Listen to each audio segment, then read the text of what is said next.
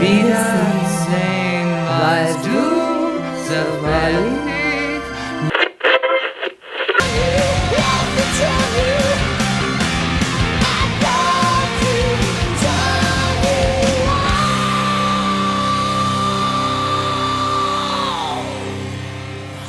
Hello, listeners past, present, and future. This is Haddonfield Radio, where, as always, we bring you the history, legacy, and lore of movies, trailers, and more. We are your basement-dwelling hosts. I'm Christian White. And I'm Joe Francasio. And this season on Haddonfield Radio, we will be joining you for a deep dive, fan commentary journey through every single film in the Texas Chainsaw Massacre franchise, featuring everybody's favorite mullet-mired, mass-murdering, masked maniac, Leatherface.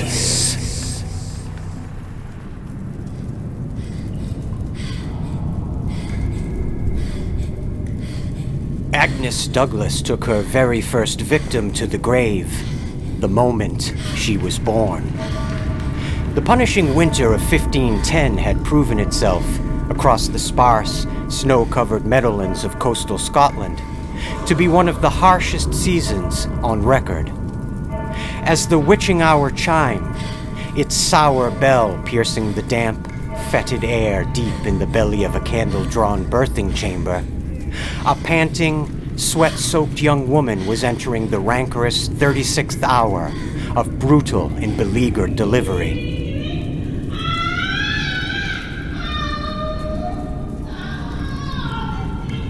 The hunched harridan guiding the nascent labor began to sense the long, straining lass becoming hypoxic from the catastrophe of shock and blood loss most certainly now threatening her fragile life, as well as that of the unborn child's.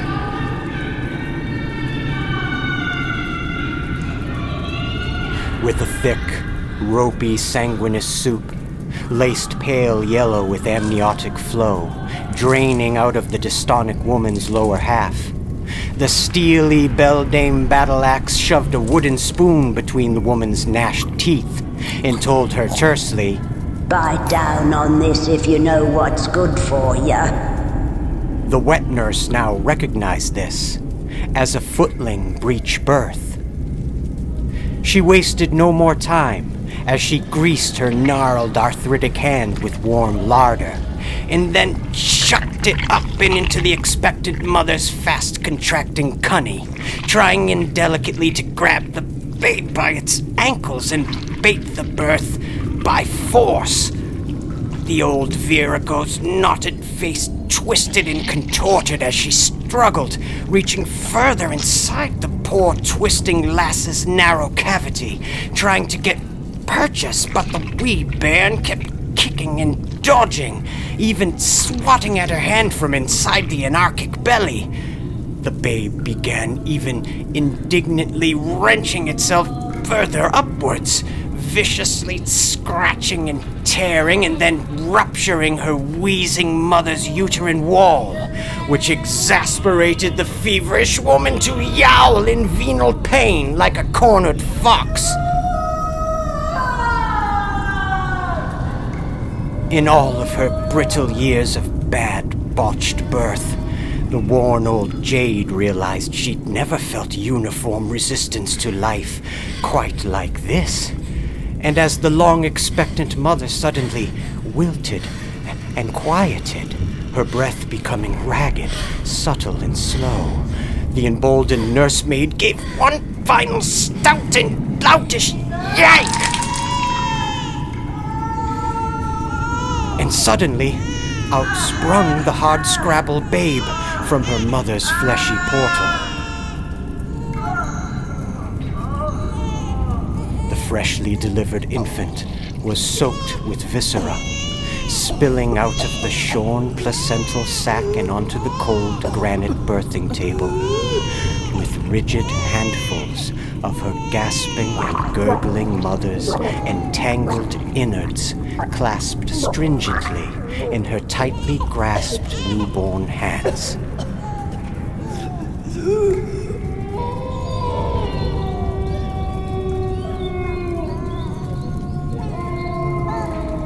To the nursemaid's utter slack horror, the babe had come into this bleak world while turning her own mother inside out. And just like that, the balmy light of life left the loft, and her mother was as good as gone. The stiffened nursemaid composed herself and worked stoically, in silence, to pry the poor, limp mother's wet, wiry intestines out of the tiny, stubborn hands of the babe, who bore an unnatural tenacity to her icy grip. Further, as the old Nan applied an iodine wash to cleanse the infant of chance infection, she went to quickly sever the umbilical and, again, to her confused and continuing shock, she was dumbfounded to discover that there was none. No tether, no navel, just smooth, pale, unencumbered adipose. The hoary wet nurse now knew this was no mere series of unvarnished coincidence. This was the work of the devil.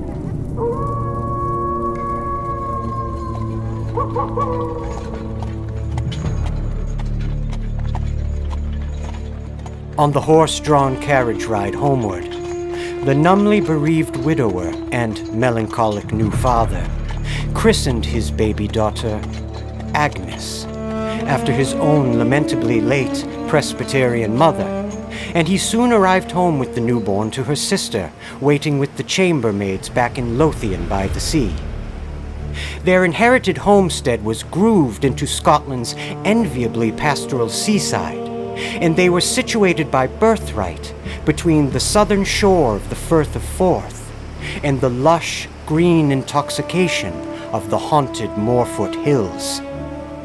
As soon as she was on her own 2 feet and left to her own imaginings, Agnes wandered the unspoiled primordial Binning woods, enthralled by the voices of ravens, red kites, and rooks, and watching the roe deer, lynx, and foxes animating the sprawling wilds. She would have to be spitefully hustled out of the timberland groves and into the abject torture of grammar school, and with her red, ringlet tresses a tangle of birch leaves, moss, and sap, and her delicate fingertips stained mud dark from digging in the dirt, many of the other children began whispering about her eccentric, lonesome ways, with the prideful other girls hissing at her the deigned-to-be-cruel epithet, Black Agnes. And lo, while the wretched progenies surrounding her pointed and snickered and chided, little did they know Agnes actually admired her bristling new moniker and incorrigible reputation it preceded.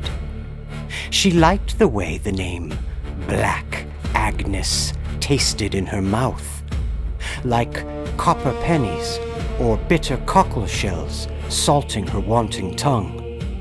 Agnes gnashed down on the inside of her lip until it pleasingly stung, and let the warm crimson claret seep into her mouth so she could let the bitter taste linger on just a little while longer.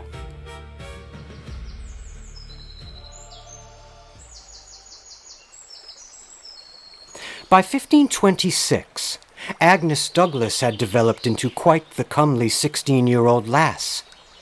Like her late mother, she was blessed with creamy porcelain skin, long vermilion locks, and dazzling green-gold eyes, which captured the attentive attraction of many local boys, and even some men of attractive esteem themselves. But Agnes bore them no mind at all, to her father's impatient chagrin.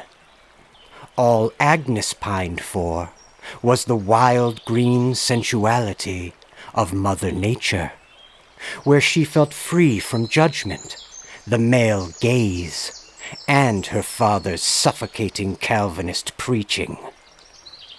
One protracted summer day, after wandering the dizzying Scotch pines and heather for miles further on than ever before, she happened upon a lonely, rustic, grass-drawn cabin with a thinly thatched roof and a reedy whiff of smoke seething out of its crumbling chimney.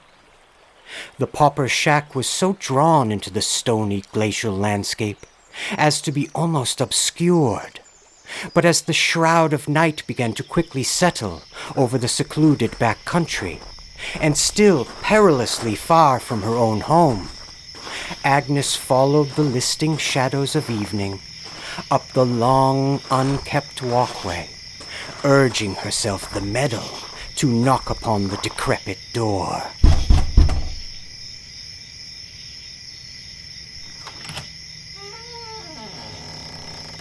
She was greeted by a terse old woman, whose rheumatic, misshapen back was seemingly weighed down even further by layers of wool robes and knit shawls. Agnes herself shivered, the late eve's draught lapping at her heels, as the diminutive crone sized Agnes up with her one bulging blue eye. Agnes felt an uncanny shudder of realization that she couldn't quite at first place, as the anchorite woman hastened her inside the dimly lit hovel, almost as though she'd been expecting her. The weathered old matron even had a kettle on, which was rattling on the flame, just beginning to boil.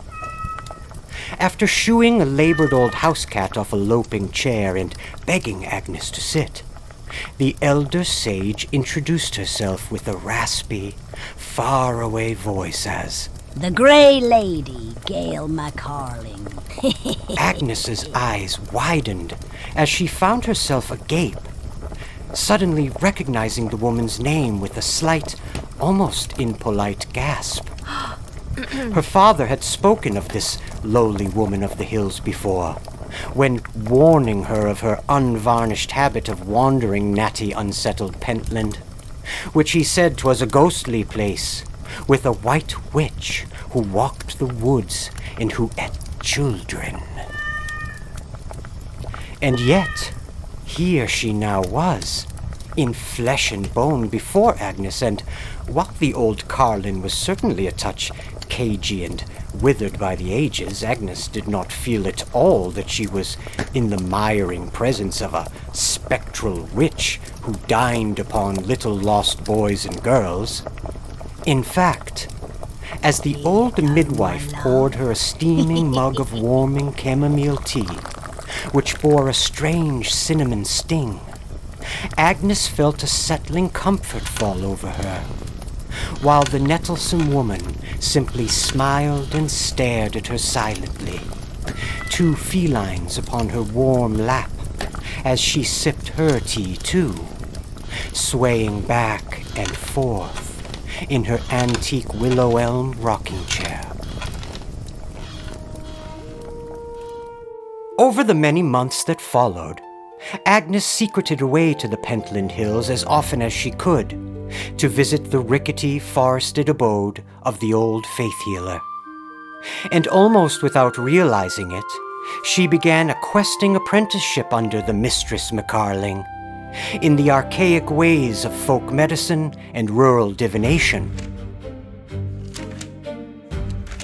During her tutelage, Agnes spent many long hours with her itchy nose buried in her mistress's dusty grimoires, learning everything she could about poisonous plants, such as Solanaceae, otherwise known as nightshade, and Hyoscamus niger, its lethal cousin, henbane. Her mistress took her arm as they strolled the low sun-soaked, fawning fields of Bathgate together, where she brought Agnes low to the earthen floor, teaching her how to sniff the leaves and search the colors, to best safely source abstruse fauna, like Mandragora officinarum, better known as mandrake, and its murderous mate, conium maculatum, or hemlock, which in subtle measured doses could render revelatory visions, premonitions, and even sensations of flight. Yet, a touch too much would send you straight on to the grave. Agnes's mind was swimming with curiosity and ambition, and on her own, against her mistress's stern assertions, she began to experiment with the new esoteric knowledge which had taken on dark new dimensions inside of her heart and her mind. To fully divest herself of her mortal, limiting flesh, she'd locked herself inside an old barn and greedily swallowed up an acrid thimbleful of hallucinogenic tincture. She had hastily swiped and pocketed one late eve, once her doughty old mistress had drifted off, after having sipped many goblets of stout red wine that Agnes had brought her as tribute. Agnes had been taught by her mistress that there was great power to be mined within the alchemical intermingling of these prized ritual plants, when paired in tandem with the brighter emotions like love and lust, and especially fear and pain. She swallowed the acrid draught of astringent dew as the virile brew began to infect her distorting senses. She tried to close her eyes, but disturbingly continued to see. Agnes dropped to her knees on the dusty floor, just as the first shifting shapes and broad ghostly patterns began to scathe her senses, unbalancing her as the worn, prickly pine wood walls of the barnyard began to distort and obfuscate. The stale barn air tasted suddenly of sulfur and ether, and as the volatile solution crept up into Agnes's spinning head, she lurched back, allowing prisms of dancing light to rive through her, awakening something inside of her. She patted the hay floor for her black leather cat-o'-nine tails, and as she began to steadily lose grip on her senses, she clumsily stripped off her blouse and cracked the whip harshly against her own damp back. And then again, but this time harder. Each self-flagellating strike opened Agnes's mind's eye further, until the pain evolved into a deep, pleasuring throng of incandescent feeling that melted everything else away. Until Agnes could take no more and collapsed to the warm barn floor in a panting, heaving pile. Little did Agnes know, but in her blinding ecstasy, she did not sense her sensitive sister watching her slack-jawed from through a wheedling hole in the barn wall, which led her to then dutifully betray Agnes, immediately running across the fields back home to inform her father of her loving sister's apparent submissive steps towards carnal heresy. Already deeply troubled by Agnes's recklessness of spirit, her father dutifully informed a local Lothian pastor, who volunteered to escort Agnes to St. Magdalen's convent, 2 days' ride away, where she would best receive the kind of spiritual correction and devout education, so to cleanse this wickedness and impurity from her defiant young soul. Her father measured further, that if she couldn't be counted on to settle down and fetch him a handsome dowry from a well-intentioned husband, especially now that she had bled, then she would devote her hand and her heart to the Lord. And with that, it was decided.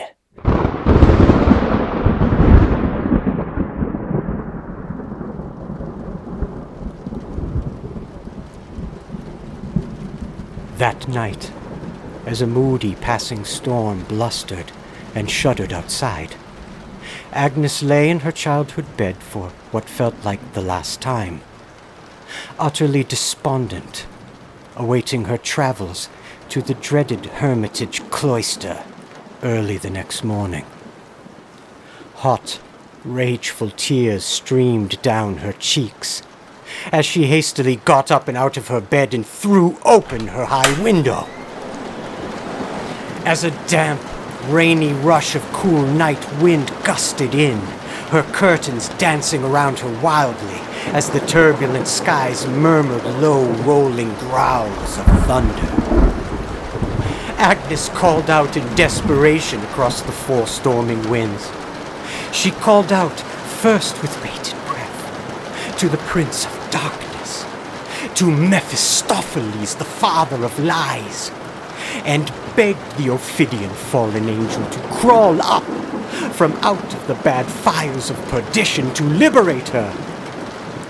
She offered up in rough trade her own virginal soul, and to the scalding house of Ifrin she would go quite willingly, realizing that an afterlife of utter damnation in Hades as a slave to Mammon would pain her less than to be sorted, traded, and then fetched for a price like common livestock.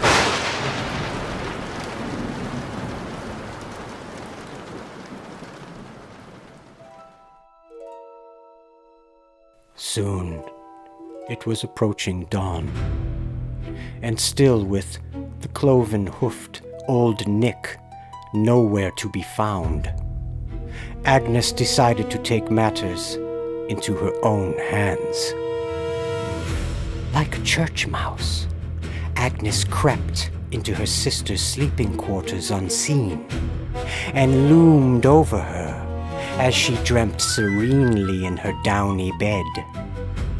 Agnes uncorked the tiny glass vial and began slowly dripping betwixt her sister's treacherous lips more than a dozen dire drops of a pernicious infusion of dropwort, wolfsbane, and crushed red cherry seeds, letting the sweet sap drain into her smoothly snoring mouth. As her fair sister began to shudder and shake, then writhe and convulse in confused, choking agony, Agnes calmly left her to slowly suffocate to death. She quietly closed her sister's door behind her, and then crept down the long, darkened hall on her tiptoes, careful to handily unlatch the oakwood door without so much as a hitch, and slipped into her slumbering father's bedchambers. Agnes had saved the lion's share of the virulent pagan poison for her pious father, and watched as his eyes bulged and then hemorrhaged as he too stifled, gagged, and throttled, foaming at the mouth, while still tucked neatly in his warm, comfortable deathbed. Once they were both good and gone, Agnes briskly packed a meager bag and made haste, absconding on her former God-fearing father's fleet-footed foal, as far south as the fair animal could carry her.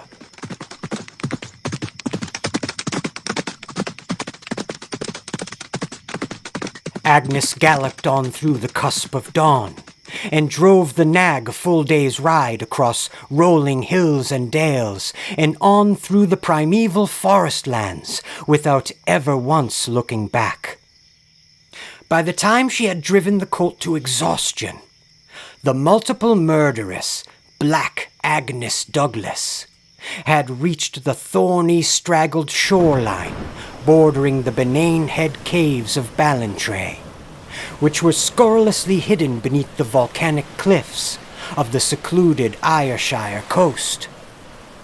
The meandering subterranean realm was cast off, avoided, and more than remote, and was quite handily even further obscured by the moon-driven sea tides, feeding the briny autumn grottos and sealing and enshrouding them. Black Agnes, covered in soot and sweat and tears and rain, left her girlhood, her clothing, and whatever else remained of her lamentable past in a small pile on the barren shoreline, striking a match and then setting it ablaze. She was a fugitive from justice now, and so she climbed, by tooth and nail at great risk, up the jagged, careening obsidian rock wall, and crawled then down into one of the yawning maws eating away at the rugged sandstone. Having had bid her horse its reward of new freedoms, and now finally finding her own, she levied herself even further down into the noisome recesses of the cave, and curled up in a small, humid crevice of the sprawling, darkened underworld. And as the determined high tide patiently rose up and settled her in place, Agnes curled up in a tender ball on the cool, wet stone, and fell fast and soundly asleep. 20 years passed, with nary a blink, and no one saw Agnes Douglas ever again, most willfully assuming, hoping even, that she had been swallowed up by the wilderness and the weather, seeing as how she was only a girl at the time of the monstrous murder of her sister and father.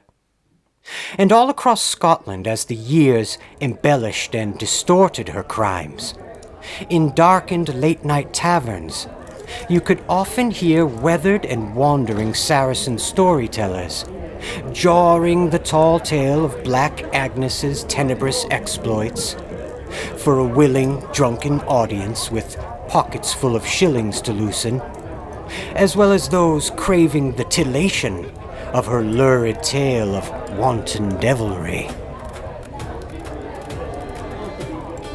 Black Agnes was a winsome, wretched witch maiden, and although in the beguiling guise of a child, only 16 years of age, she smiled as she did unrepentant murder to her entire family, all 6 of her bucolic brothers, and all 6 of her sprightly sisters, and 6 more of her cousins still. None were safe, and none were spared when she crept into their bedchambers like a ferret, and slashed and cut, stabbing and gutting them, a needling fish knife clutched in each of her barbarous hands. Aye, she went for her loving, guiding father last of all her clan, and he got it by far and away worst of all, as he was scalded with a face of hot oil by his loving daughter to draw him awake, and then she flayed him alive, and through it all, he just stared up at her voiding black eyes, a gull's dead eyes, in far too much pain and shock to even scream. and soaked she was in her own familial blood as she did continue.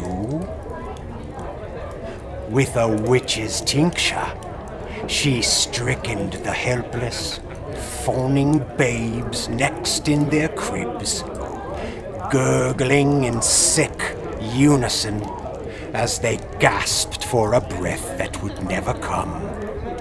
Until soon enough, that dark night, all of her loved ones were signed, sealed, and delivered, choked out of this life as she laughed and laughed and...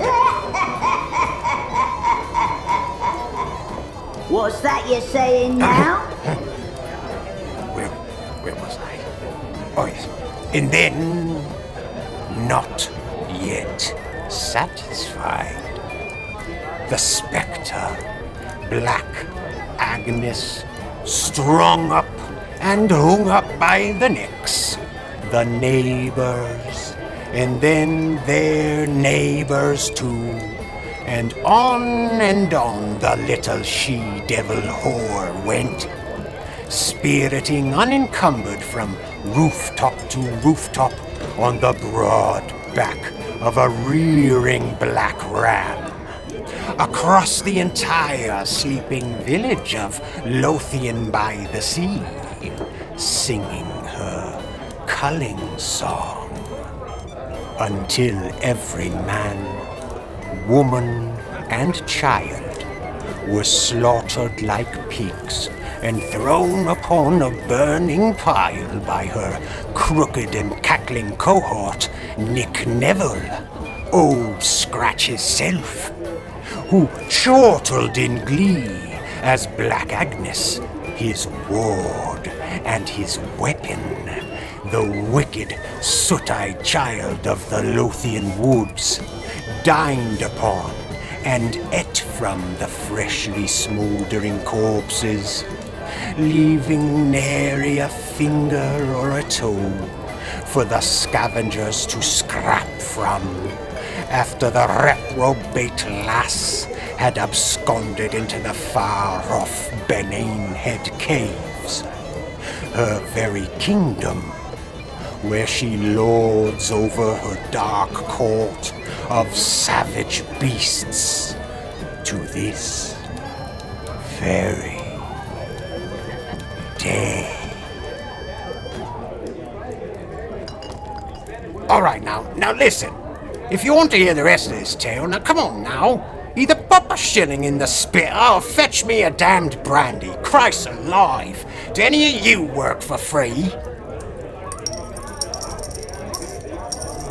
One of the inebriated denizens of the tavern crowd, lurking that night in the unnoticed darkness and listening quite attentively to the tipsy old-timer's tale, was a man born by the name Alexander Bean.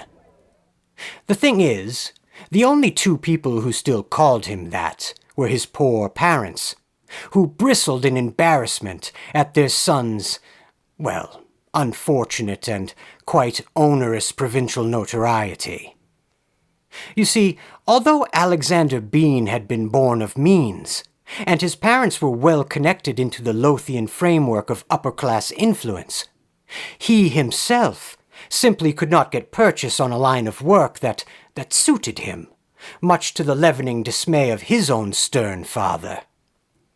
Raised a privileged only child, Alexander bore the haughty, conflicted burden of preserving his parents' place on the provincial pecking order.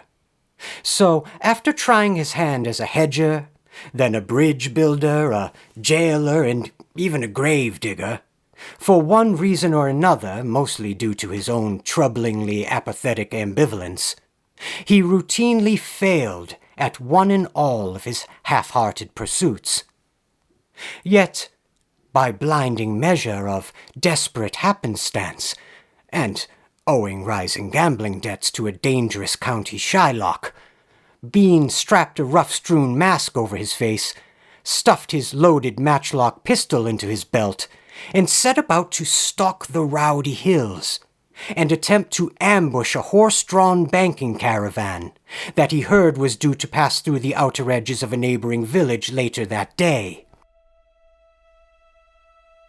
Bean crept up the tall, grassy hill and hid, camouflaged by the thorny brush. And as he heard the steady gallop of horses drawing a wagon behind them, approaching right on schedule, and just as the blanket of night began to fall, he struck. Once his mission was a smashing success, the strong-arm gambit netted him more than just a sound sum of paper monies and sacks of gold and silver coin. It awakened in Alexander Bean an exciting new purpose in this bent world that had tried in vain to disavow him. Over the course of the next year courting criminality, Alexander Bean instigated a swarthy spree of armed, rash, local open-road robberies, confidence schemes, and even a few torrid romantic swindles of married rich matrons. And all of it was done under the lawless nom de plume, Shawnee Bean. Shawnee Bean had fast risen to become one of the most fiendishly feckless robber barons around homey East Lothian. He had even killed a man in cold blood for the very first time in his muck-raking, rambling life during a botched robbery earlier that very year. And the murder didn't weigh on his conscience and certainly didn't cause him to retreat or confess or quit, no. In fact, it only emboldened the unfeeling Shawnee Bean and drove him to rage on even further against polite society. This one-man criminal army and his masked campaign of reprehensible exploits, while financially fruitful, had led him to become a very wanted man. And while keeping a low profile that very night at the local tavern, drunk on cherry wine, and after hearing the storyteller's further intoxicating tale, while most in the barroom were mildly entertained and others numbly repulsed, Shawnee Bean was quite giddily inspired. With the law in Lothian, a well-organized lot, quickly closing in on him, Shawnee Bean packed a bag, his gun, his knives, and an axe, and stumbled up onto the back of his loyal nag and drove the braying black beast of burden into the darkness of night in search of perhaps the one single person walking this foul earth who he'd ever deign to rightly spend his life with, however long it was fated to last. His sights were set on finding this wild, winsome woman of the hills, this Black Agnes.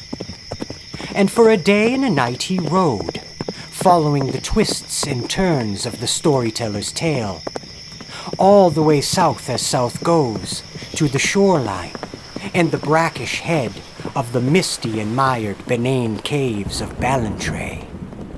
As an experienced huntsman himself, Bean had been keenly aware that a thin, wispy gray wolf had been following him and his horse for miles, observing them at near distance and shrewdly quieting out of sight whenever Bean would sense its presence and glance its way.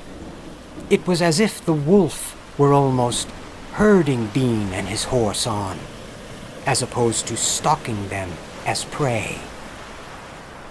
At the point of utter exhaustion, Bean tied his horse to a tree and allowed it to drink from a slow-moving stream, while he obscured his position and mounted the dense brushwood of the cave's borders, picking up the thin scent of wood smoke on the air.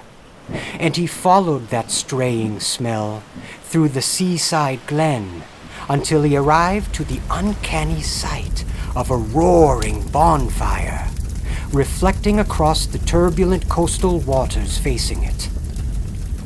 Bean watched on in stupefied shock as he then suddenly observed a fair young woman, her hair the matching color of the strong climbing flames. She had a large charcoal barn owl resting on her forearm, bobbing its head and narrowly eyeing the horizon. The vexing lass was further surrounded by a wondrous menagerie of wild animal life. Black cats, hares, foxes, deer, and even an ornery old black bear sat by her side like a massive lazy dog. Even that thin gray wolf from the road, hungrily snapping up scraps of meat the woman was tossing to him warmly.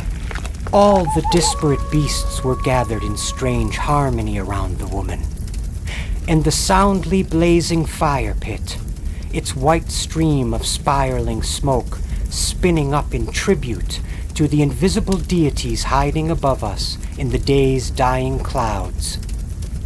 He hid there in the stalling brush, feeling himself begin to tremble, but not from misguided fear. This unbelievable vision was far beyond even the single most beautiful thing he could have ever dreamt to see with his own corruptible eyes. And just as the storyteller had so cagily described, if this were her, if this were the infamous murderess Black Agnes, then she did not look even one solitary day older than the hearty, developed teenaged girl who had savaged her town and fled to the hills 2 long decades in the past. With that thought further confusing his senses, the barn owl suddenly launched off the woman's pale extended arm and majestically flew right over Bean's head, landing on a birch branch directly above him, hooing down at him chidingly, giving up his position. Bean slowly rose up to his feet, having been shrewdly rousted by the knowing bird, and not wanting to appear as a threat, as the cagey woman beckoned him to her. He stammered, and her call to approach was coarsely seconded with a loud roaring fury by the ornery silver-backed black bear, who reared up by her side to better inspire his attention. Shawnee Bean quickly did rise up, and with his narrowing eyes locked intimately upon the massive bear, he carefully approached. As soon as their eyes were entwined, a liminal enchantment rose between them and took root, rising up from his gut and lurching him and his thoughts under her elusive control. He felt like he was floating, his head swimming, and the instant he was before her and saw her sterling green and golden eyes, he realized right then and there that he would love this woman with all of his dark heart, and he vowed to protect her and her home with all his life and strength. To which Agnes sweetly snickered, beckoning him inside her humid subterranean chambers to consummate their bond and welcome him home. Over the next 20 years, guided only by their undying love and well outside of the rule of law, their feral appetites and lordship over their secluded fiefdom of Ballantrae shores stoked on like a fine flame. The two lovers, in their bloody folie à deux, secured their secluded coastal cave sanctuary by hunting and haunting the encroaching low country hills, robbing and looting and eliminating anyone foolish enough to wander through Ravencraig woodlands, whether they be nomadic gypsy beggars, merchant rustlers hauling state-sanctioned loot from county to county, migrant workers looking for employment, or even the spare holy pilgrims on journeys of enlightenment. All of them traveled the open roads of the Bean Clan's drifting homelands, at their own growing peril. With their rowdy pack of ravenous black bloodhounds driving them, and while dosing rapaciously of Agnes's vexing tonics and potions, so to walk between worlds unseen while they were consorting in their criminal enterprises, this corruptible control over the grassy Scottish landscape brought Shawnee Bean and Black Agnes all manner of stolen, misappropriated monies and treasures, which they stashed in the myriad mouths of the Ballantrae caves, along with the murdered bodies of their ignoble transient victims, which they salted and ate from to subsist and to survive, tearing off strips of hearty red meat to cook up until the gulls and crows were left to pick at the growing piles of discarded sun-bleached bones surrounding their lair. They felt nothing for the dead. They were hunters after all, and only ever followed their own animal hearts and primal natures, and neither of them ever turned their noses up at a meal. You start acting like you're above the laws of the wild, and you'll be more than likely the next to be swallowed up. Agnes and Shawnee lived free and ate like kings, and had no problem at all for it being human meat that they hungrily stewed up with the onions and potatoes and lard, cockles, and kelp.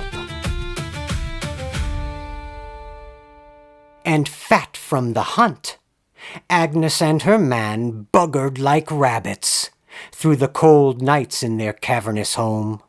And over those 2 decades, they sired and soured 20 children, 10 boys and 10 girls.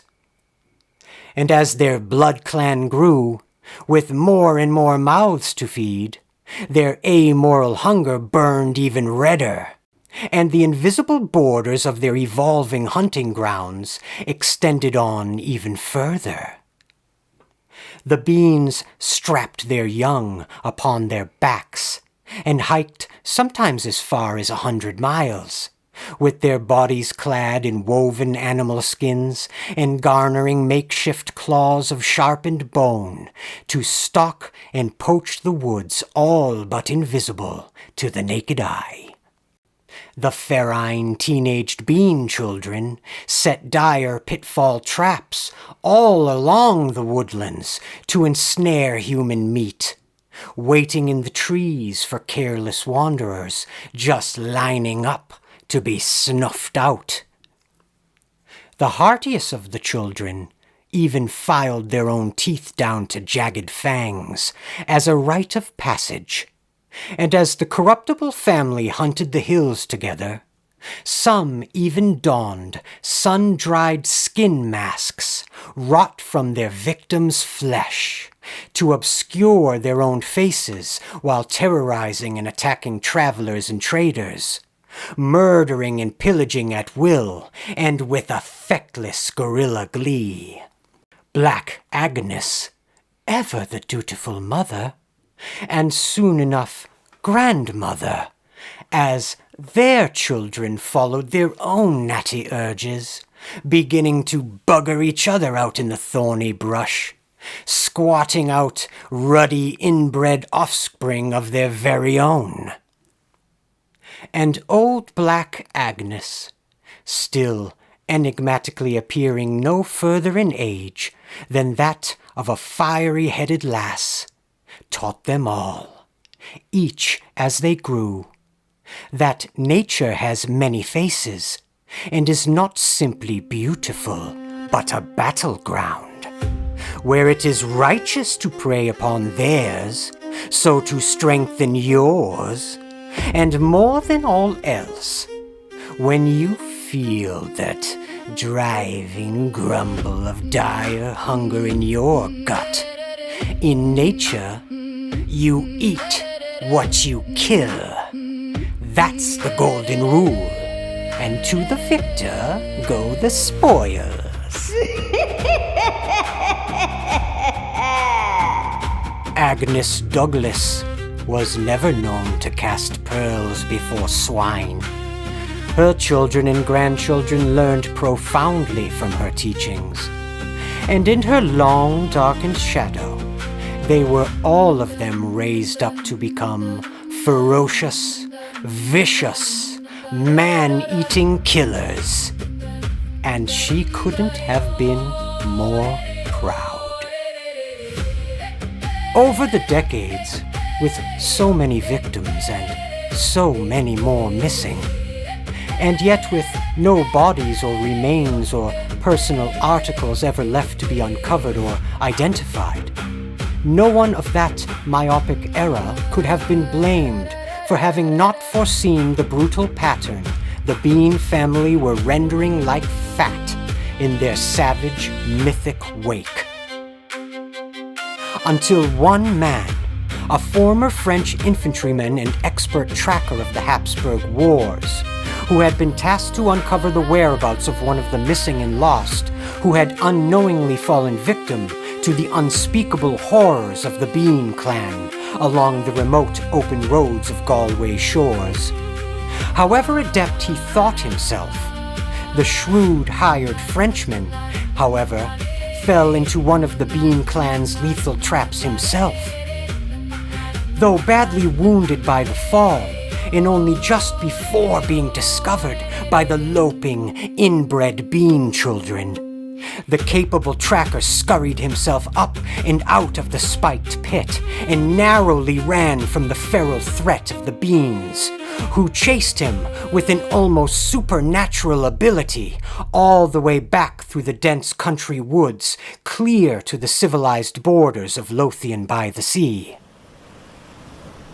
Once secure, the shaken man alerted the local law, who surreptitiously brought the unbelievable claim directly to the ear of the court of King James VI, a man who had spent his life on the throne in the pursuit of cleansing the United Kingdoms of the infective threat of witchcraft and the occult once and for all. And after so many long years, the king could not resist, however remote, the chance to hunt down and exterminate the legendary murderess and recursive witch Black Agnes, along with her reprobate husband Alexander Bean and their entire aberrative family tree, which, if the unsoundly rumors proved true, the elder king promised to utterly prune from the human record root to stem. With that, King James mounted a military host of well over 400 of his most skilled soldiers, and then personally joined them at the vanguard to hunt the Bean clan down and cleanse the coastal region of Scotland of their cursed family name. Once the king and his 400 road-worn men had finally trekked a day's reach and had come to the forked coastal road leading directly into the sea-bound forest interior, the French tracker limpingly guiding his royal majesty and the rest back to where he was almost murdered and eaten only days before, refused to go even one single step further and coolly bid the regime farewell, making furious haste in the opposite direction on a well-bred horse courtesy of the king. Before he had made his fast exodus, he shared detailed directions with two of the king's enlisted trackers, which would hopefully take them safely the rest of the way to exactly where he had fallen afoul of what he was now convinced truly were members of the notorious Bean clan. The military host and its liege then followed both the old rocky coast road, as well as the fallow, undeniable stench of putrefaction and corruption that soured the air, until they finally arrived at the unspeakably shocking visage that faced them at the murky, filth-infested head of the cloistered river they had been slowly paralleling, seemingly directly into hell.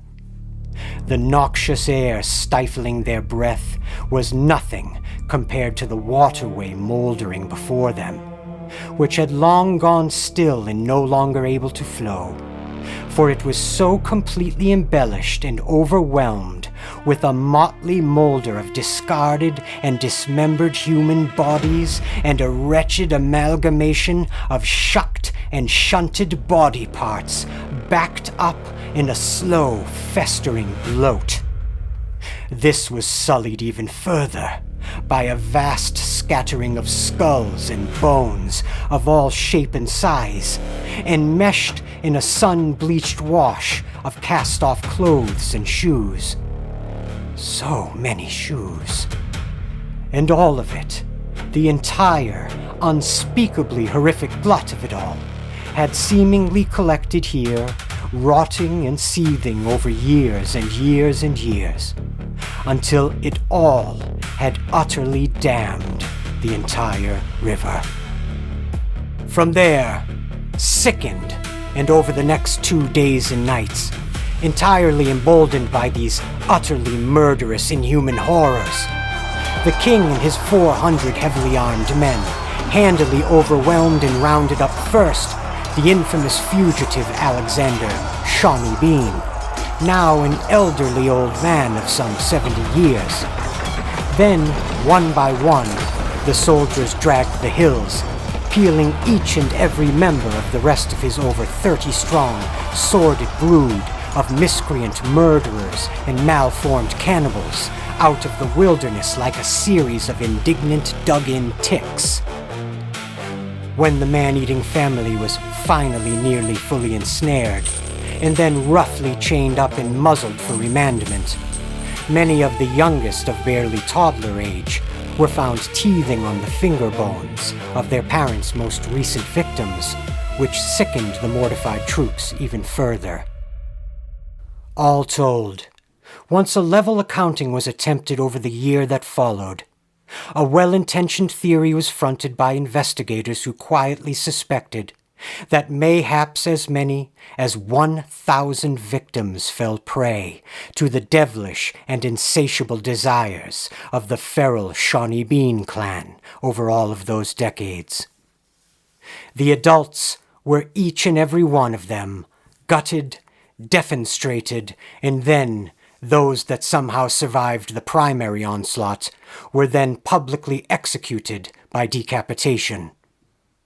Even the tender Bean grandbabies, some as young as only 18 months of age, one and all, were still not spared conscription.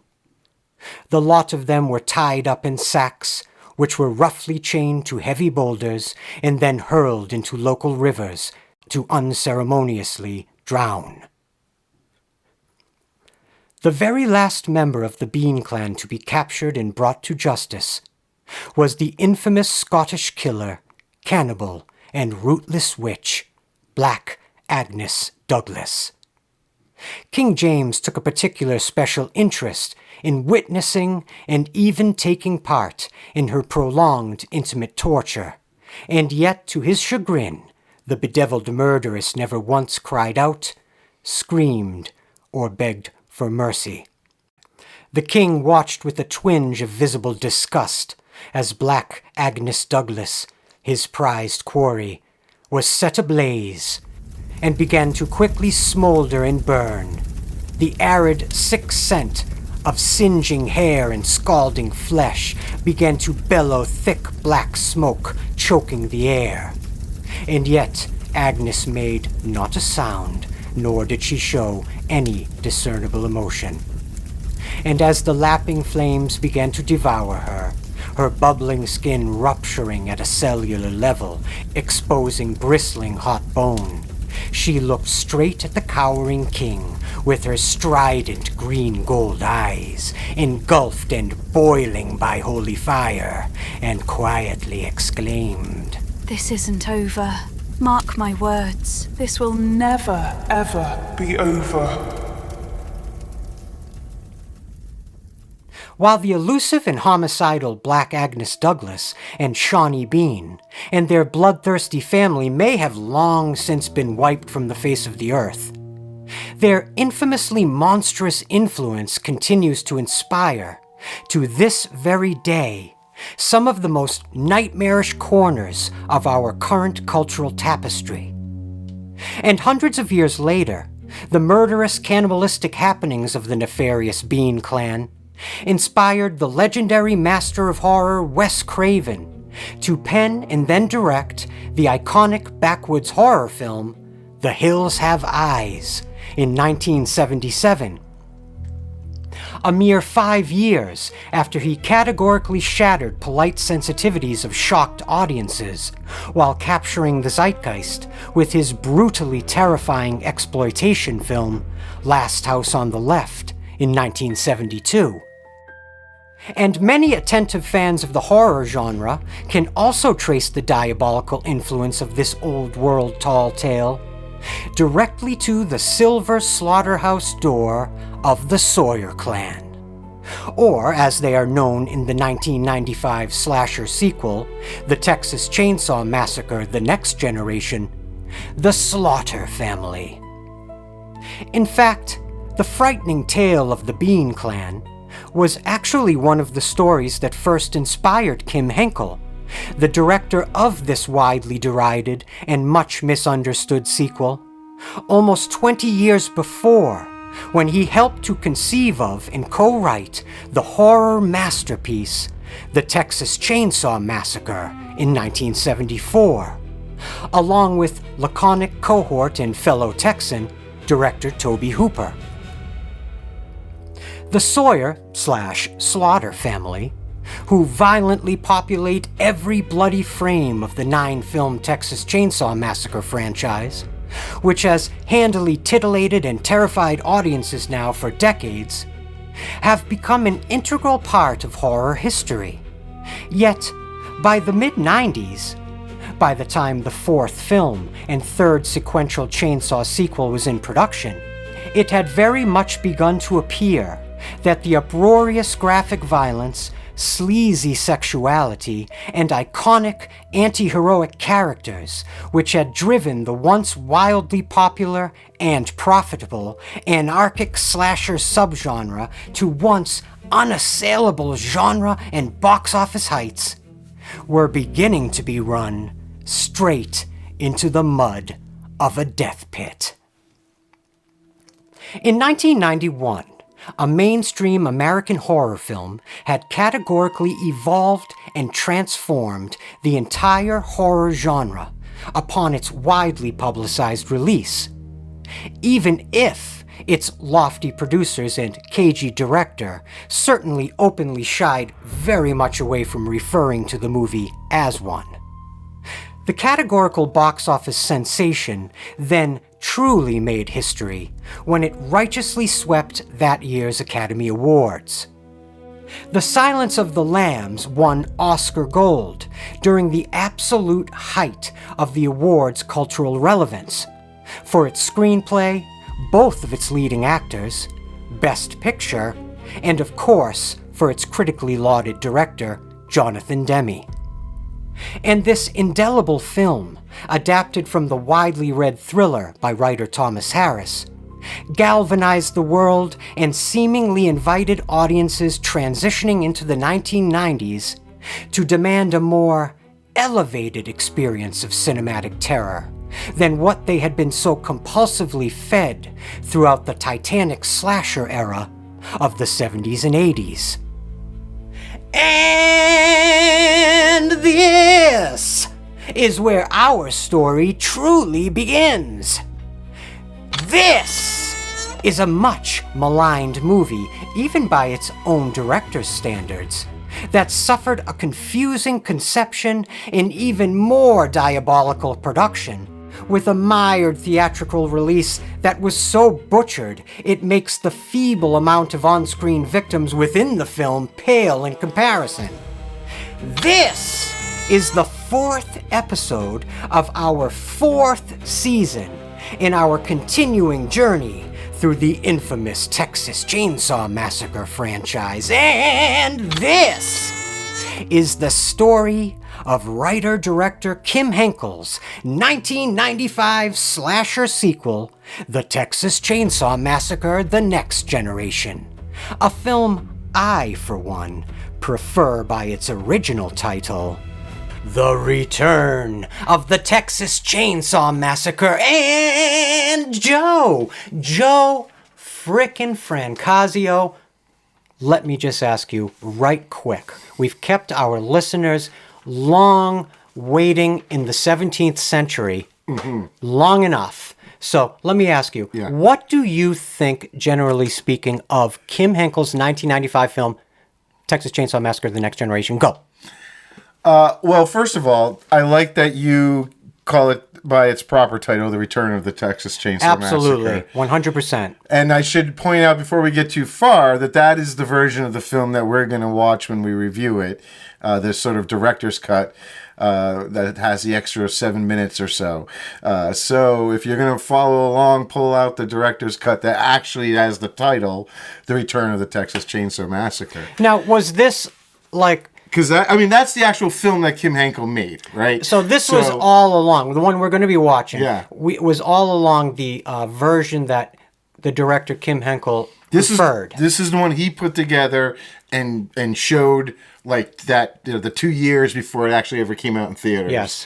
But back to your original question, it's a tough one for me because each of these films as the series has gone on has sort of kind of declined a little bit, and this one is definitely out of the first 4 at the bottom of the list for me. But that being said, the things I like about it, like I really, really like. There's some stuff in here that I really, really, really like, and a lot of that is tied to the acting, of course, with Renee Zellweger and Matthew McConaughey. They're A-list actors, and this is probably one of the better cast films because of that.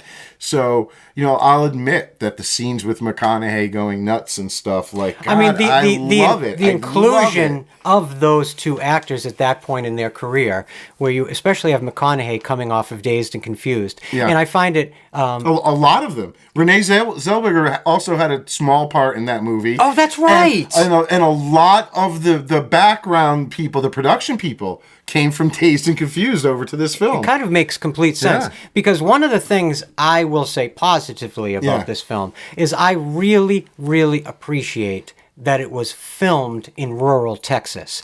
Because you can really kind of like feel that Texas vibe truly infusing the kind of madness of this film. Yeah. And kind of feels like it infected the filmmakers with a very similar kind of madness that infected Tobe Hooper and Kim Henkel and those filmmakers back in the early 70s with the original film. The Texas Heat, right? I mean, even on this film, when you watch the old making of documentaries and the commentaries, they all talk about the heat again. These guys had it a little easier because most of the film required night shoots, so they didn't have that daytime heat, but it was still very, very, very hot, and a lot of them complained about that. I would imagine. As well. It's like, with Friday the 13th, like you knew when the lake was in California and not on the East Coast. You know what I mean? When you could sense that. So you can sense when they're filming in Texas versus elsewhere.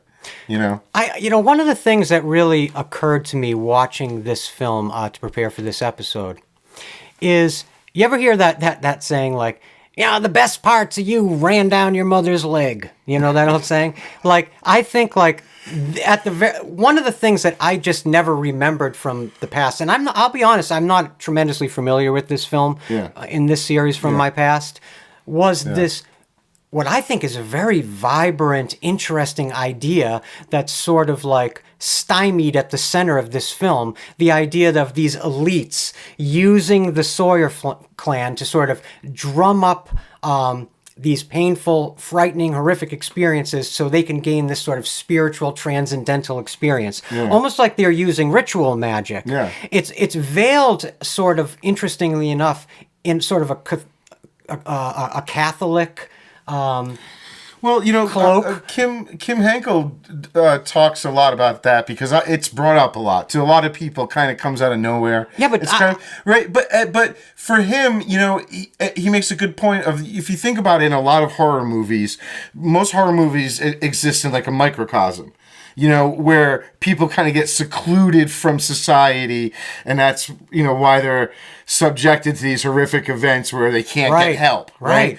So yes. He was trying to, open it up, this horror world in his horror movies to like this much bigger world that exists where there are these outside forces, and he, didn't feel the need to have to really explain it in such a way that everyone walked away with a clear understanding of the relationship between these, the possible Illuminati figures and like the Slaughter family, because he felt you didn't need to. It wasn't something that needed to be explained to a T. He just wanted to open up the world, but to a lot of people, it's a hard thing to get by, including, a lot of the people that worked on the film. They will talk about it, too. Listen, I'll be honest. Unsurprisingly to probably a lot of listeners, I actually love the idea. Oh, yeah. I think it could have been a mid-franchise cornerstone idea that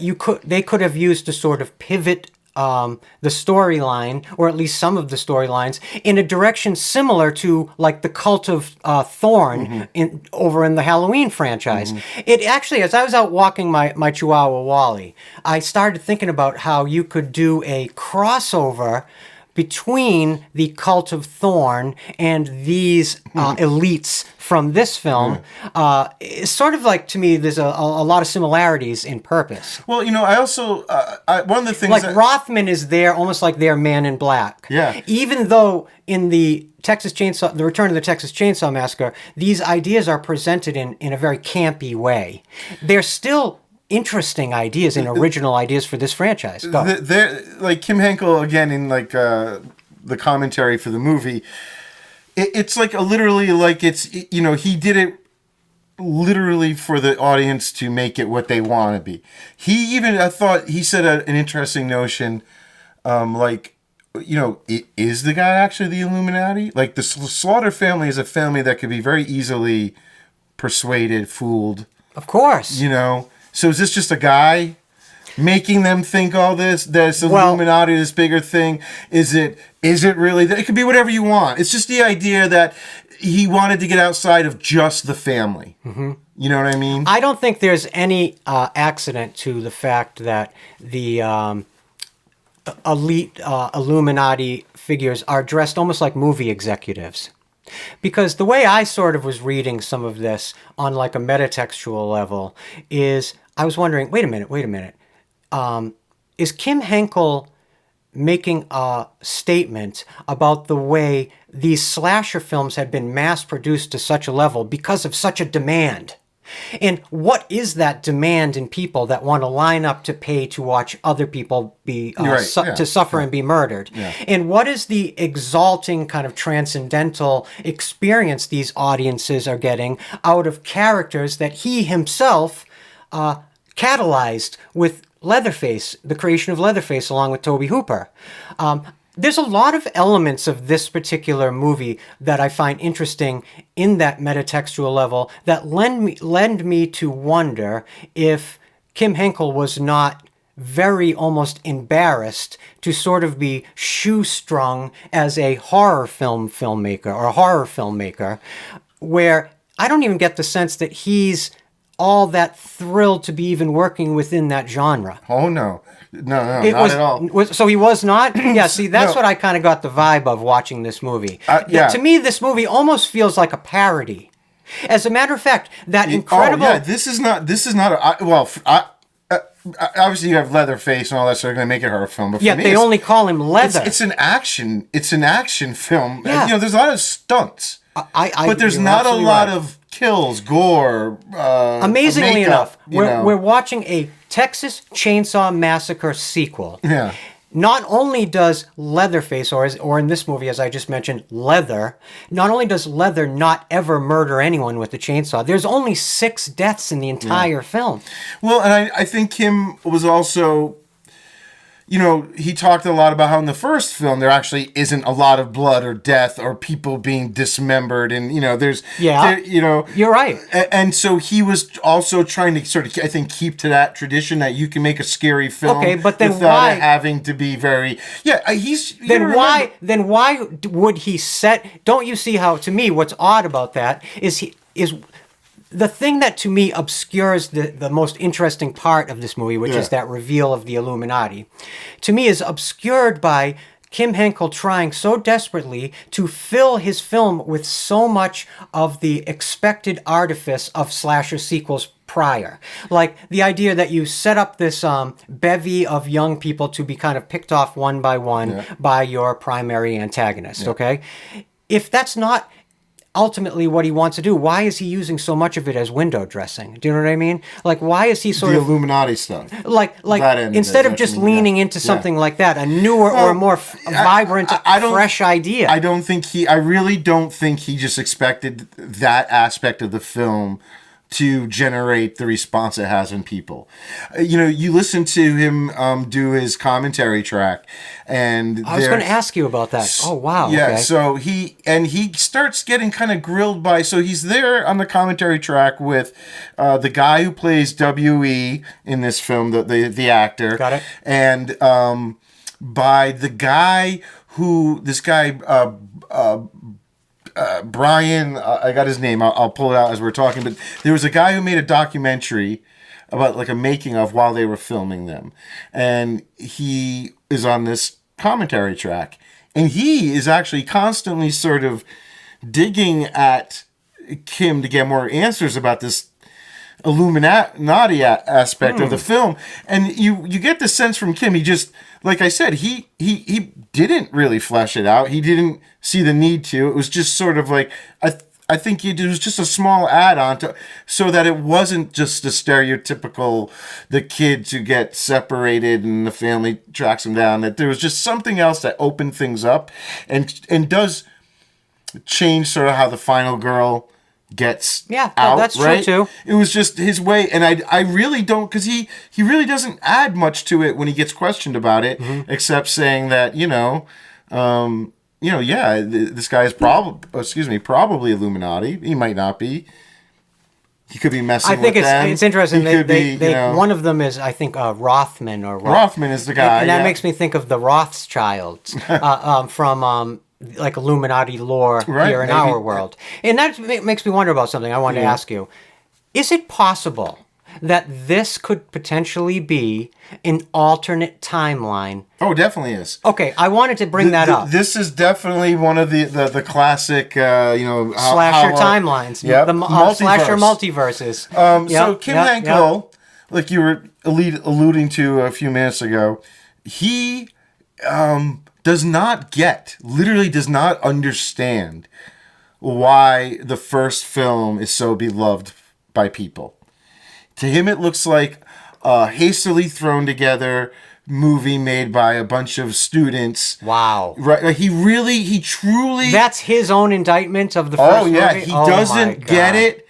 And, it's only more in recent years that he's been able to, like, sort of even accept this sort of cultural icon that Leatherface has sort of become. And, of course, because it's mainly like Tobe Hooper brings Kim in to help write it and everything, but he's helping write Toby's movie. You know what I mean? Right, yes. So then by the time you get to this, it's another one of these cases where they had to talk a director into doing the job. Right. Kim Henkel did not want to direct this movie, or I don't even know if he wanted to write it, because he just really didn't. Obviously, he didn't get why the first one was popular. He really didn't understand 2 and 3. Right in the opening, not a crawl this time, it's just a still paragraph. There's a line, I have it up here on the screen. You were so kind enough to place it on the screen. Yeah. The line that stuck out to me was, where is it here? which one is the fourth fourth one? one's the bottom Okay, there one, it yep. is. So it says, then over the next several years, at least 2 minor, yet apparently related incidents were reported. So that's a dig. That's a dig. That's Kim's dig at the 2 sequels. The point I'm trying to make and about to make here is this. In terms of Kim Henkel's motivations, right from the first thing you see on screen. Oh, yeah. If you're interested in parodying your own creative history or your own creative work, if you're interested in parodying the entire subgenre, that's one thing. But then present it that way fully. You don't want to half measure a parody because it becomes, of course, very tonally confusing, which I think you have. But how did I start this? Oh, the thing is, if you start this movie with an open, sort of repugnant sense of your own audience and your own subsequent films of the franchise you're representing, the audience that is only there because of those films, then what in God's name are you doing behind the camera? He didn't want to do it. Then don't. But I say then don't. Once they convinced him, like his attitude was that this movie, the fourth film, is a direct sequel to the first film. 2 and the events of 2 and 3, even though he makes that minor dig in the opening paragraph, don't really exist. He would say this. I think it was part of the marketing at some point. Was this is the true sequel to the original Texas Chainsaw Massacre, and that's why he originally titled it "The Return of the Texas Chainsaw Massacre." He was hoping to make it more along the lines that he had hoped the first one, I think, was going to be. But this was his first and only time directing. He didn't want to do it. The whole reason that this movie even was to be made is because after New Line's third movie, which was New Line's sequel, the one Jeff Burr's Leatherface. Yep. Kind of was a flop. New Line was kind of like, we wash our hands of this, and they let the rights go. So at this point, the rights go to... I have to look at my notes, because this is where stuff gets like really confusing. There was a producer, Robert Kuhn, and there's also another like attorney guy involved, Chuck Grigson.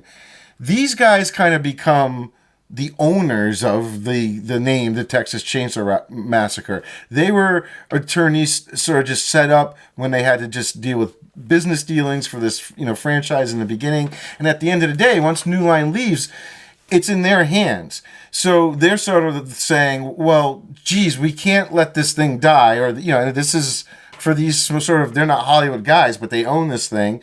They want to try and make money off of it. Of course, so why not go back? And they probably asked Hooper. He said no. And so they begged Henkel. He didn't want to do it. And somehow they eventually kind of coerce him under the guise. And this is what always gets directors back. It's like Rob Zombie with Halloween 2. Whenever they have these directors who are wishy-washy and they don't really want to come back, they go the old, like, we'll give you creative control. Yes. That's the old carrot on a stick. Right? But to have creative control means that we need to raise the money ourselves. Because if you go to a studio, you won't have creative control, right? So, they raised $600,000 was the budget for the movie. I was absolutely blown away by. I mean, I'll be honest. This might sound like a burn, and I don't mean it to be, but truthfully, objectively, I feel like this movie looks like it was shot in somebody's backyard with a camcorder.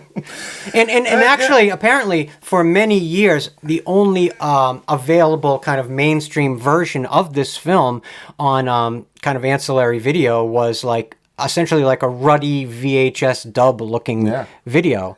Even the one you were showing me that we're going to be watching today. It still kind of has that sort of washed out. To have this director's cut, it's a mix. Yeah. Because the best version of the footage that was cut from the movie that they had access to, this was made by Scream Factory, I think 2008-ish. Oh, okay. It wasn't like they could get back to the original film negatives, and it was from some sort of a older video, maybe VHS or early DVD, that they had to upconvert. So as you watch the director's cut, you will see every so often a few seconds of a scene where it kind of goes a little less sharp than the high def, regular footage, and that's the stuff that was cut. Because now we don't have high def versions of it. It's not that jarring, but you can just see it with the trained You can see eye, exactly right? what they decided to cut, and it's stupid stuff. So that's the other thing I want to address before we get into the movie, because it's going to be hard to talk about while we're watching the movie, and it's a very confusing go for aspect of the film. Let's hear it. The release, and that decision to have creative control and raise the money themselves in a way screwed them, because they had that creative control while making the movie, but then down the line, when they decided that they needed to bring in a larger company to distribute it, within all the documents being signed and all the legalities of that type of stuff, they did that with TriStar Columbia, and it also though gave them the right to recut it. They couldn't add stuff to it, but they were able to make changes if they wanted to. Right. Mm-hmm. And then you have to couple that with the idea that also right after they're done filming this movie, Renee Zellweger and Matthew McConaughey also suddenly become overnight stars, with Renee and Jerry Maguire and Matthew McConaughey and Time to Kill. Yeah. Right. Yep. And that's a great movie, actually. It is. And so what happened was Kim cuts his movie, the movie we're about to watch, The Return of the Texas Chainsaw Massacre, right? They premiere it in March of 1995. They film in 94. They premiere it at the South by Southwest Festival, a couple other festivals, gets pretty good, reviews and everything like that. And it's at that point that they kind of realize, oh, okay, maybe this will do well. We need to bring in a big distribution company. They also, TriStar Columbia, are interested because it's getting kind of good reviews. And so they make that deal. Mm-hmm. And now what happens is the Renee and Matthew McConaughey thing happens. And so Columbia and TriStar kind of go, whoa. Let's see if we can take advantage of their new, their stardom. And for whatever reason, they decide to recut the film as part of the process and retitle it. And put their faces clear on that art. So there's a lot of lawsuits happening, though, at the same time, because now, supposedly, Matthew McConaughey's agency, they want to distance Matthew from this film. And the story is that they are the ones going to Columbia TriStar and somehow persuading them, working out a deal. Something happens that gets them to start dragging their feet on the release of this film, right? And so the lawyers and Kim Henkel and, they start going after Columbia TriStar saying, why aren't you releasing the film? You said you released the film. And it gets all the way down to the point where the people who made the movie, those producers and attorneys, sue Matthew McConaughey and the agencies. This almost sounds like a Friday the 13th franchise film. This literally sounds like some Sean S. Cunningham shit. Battling each other. Now, supposedly, Renee Zellweger and Matthew McConaughey will say that none of that, if it did happen, came from them personally. That was all their agents. They had no problems, with being associated with the film and everything. So eventually, all the legalities don't even actually end up coming to a final closure to the year 2000, years even after the movie gets released. So eventually, though, they decide, well, all right, we're going to try and take advantage of these stars. We have to put it out because, we did sign these things and they want to sue us and this and that. So they don't release it till August of 97 theatrically. What? Yeah. Wait a minute, because it says 1995. I think even I said 1995 in my intro. Mm-hmm. But it's 1997. When the movie gets released theatrically. Yes. Wow. Officially. Interesting. See, after Oh, you're right. It says the festival was on 95. After the two... My bad. There was a couple festivals, and then after that, in the States, they did the old test screenings. So there was a few theaters that did test screenings. And that was for the filmmakers. And that's when they got such positive feedback. I mean, from who? Well, I think, again, it was the Renee and Matthew effect. Because of that star and they power. hadn't even become stars. Like, you can tell, you know what I mean? And I mean, they even have Matthew McConaughey strut in doing the all right, I know, which was Jim Morrison, by the way.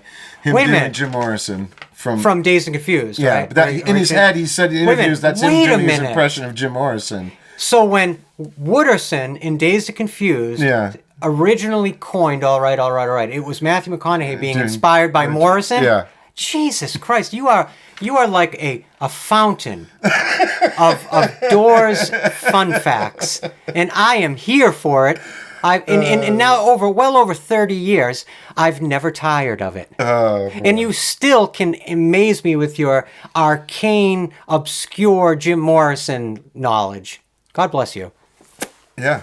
I can honestly say, guys, seriously, I would honestly say I would bet anything. I will eat my own left arm on camera in our next live stream if I'm wrong. That Joe has quite literally, probably, let's just pick one vein, probably read every single book ever written on the Doors. On the Doors, yes, not necessarily on Jim Morrison. But what about on the Doors? Do you think about this for a second? Every book ever written in the English language that you've I've at least perused, read, or collected. Yeah, a lot of them say the same stuff. So if it's a book that I think is going to give me a new insight, If y'all could only see Joe's ultimate den of collections, and I mean collections. It up down here. I noticed it was actually a little. It looked a little sparse. I was a little let down. A little sparse. Anyway, continue. To put it mildly, the road to this film coming out in theaters was mired in legal battles. And eventually, by the time it comes out, it only, this movie made less than $200,000. I was looking. Imagine you have only a $600,000 budget cap to exceed, and you can't even get a third of the way. No one but cared let's be honest. A lot of that is due to the fact that they had an intensely limited theatrical distribution. Yeah. And if you can't get the movie to unspool in movie theaters, then you aren't going to make any money, period. Yeah. So in a way, that $200,000 they did reap just from that one stream it makes fundamental sense to me. It's just pathetic. Yeah. Anytime... Especially coming out after a New Line Cinema I'm sure. Sequel. I'm sure all these legal battles were in the headlines too, and even with those stars being in the movie, it still didn't even make back what it cost. It's a sad example of how like I always say, like when you're talking a director into it, when the motivations to be made is strictly like, oh, we own this franchise and we just have to do something with it to keep it going and to make money. It's not the right reasons to make a movie, Yeah, no, absolutely. And how many times, and now, is this our 38th episode? Yeah. How many times now in 38 frickin' episodes have we had that happen on these movie sets? It's too bad. Like, this franchise just couldn't get anybody to shepherd it, really, And it didn't stay it didn't have like under one roof. A Frank Mancuso Every single Jr. one there was under a different... Yeah, it didn't have like an A.K.A. family or a Mancuso family to sort of Toby show Hooper run it a bit in the beginning, but really not. I know. And then they didn't bring Henkel back, thinking, oh, original guy, and he's over here. I didn't even, I don't get why the first one, Henkel's kind of a grouchy. He's like a carpenter. Oh, a John, a little bit, and and I find him very contradictory in like. Listening to him in interviews in the making of documentary, and then you hear his commentary tracks, you'll hear him completely say two different things on the same subject. So before we jump in on movies of 1995 real quick, I have to say one of the heartiest laughs I've had all season so far happened in preparing for this episode. Okay.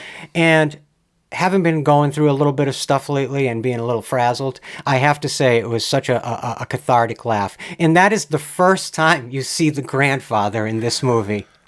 Now, look, I have to say, and with all due respect, the special effects makeup artist, sort of literally in charge on this set, was J.M. Logan. And at this time, he turned 18 years old on this set. He was. If you see behind the scenes images of him from that time, it is actually he looks like a child. He was. Yeah. So I'm not trying to be catty or hurtful, but when the grandfather... Now, let's be honest. The only reason I say this is because the reveal of the grandfather in all the previous films is always in the climax of the film. It's always an exciting makeup, an exciting new evolved design. Mm-hmm. You have a history of like Tom Savini doing these designs and other amazing effects artists. When it cut to the first time you see the grandfather in this... Yeah. I almost fell off my bed. Until he stood up, I'm like, is he dead or alive? Or what is it? It looked like... Why does he have so much dandruff? I don't know. It looked like somebody picked up the leprechaun and beat the tall man over the head with it. Until he was like a little tall man dwarf. Yeah. I was absolutely mesmerized. Yeah. Actually, I'm going to go out and say it. I thought I figured Matthew McConaughey's character, Vilmer Slaughter, would be my favorite, but it wasn't. It was that grandfather. Well, it kind of... So the whole story of how what's his name again for did the makeup effects? I'm blanking. Is J.M. Logan. J.M. Logan, and he's still he's still making movies to this day. And I have sure tremendous he's respect. Making beautiful stuff now. I have tremendous Everyone respect. starts somewhere, right? You don't even want to know what I was like whacking up off in an adjacent upstairs bathroom when I was 17. I wasn't doing special effects makeup on a movie set. Like the story of him getting the job. He went in just to do the leg, Matthew McConaughey's robotic leg, and that was like the only thing. One of the coolest parts of the movie, in my opinion, ties back to part 3 in a way, to Leatherface's kind of leg contraption. And when they told him that, he was just kind of like, well, but I was kind of here because I wanted to do like Leatherface, Yeah. And he's talking to the lady, interviewing him or whatever, and he's just like, well, who's you gotta have to have somebody do Leatherface, right? And again, now it goes back to the motivations of people making the film. Like, this lady was basically like, all right, why don't you do Leatherface too? Like, give me a quote. And he was so naive that he quoted them $1,500 top to bottom to do all the effects on the movie. Because he was 18 and he didn't know any better. So they're like, okay, kid, come show up tomorrow, right? So unfortunately, you're welcome to the slasher You're seeing era. Somebody get their first chance. I love that. And that's sort of awesome. Yeah, it is. But at the same time, they've never really done anything on this level yet before.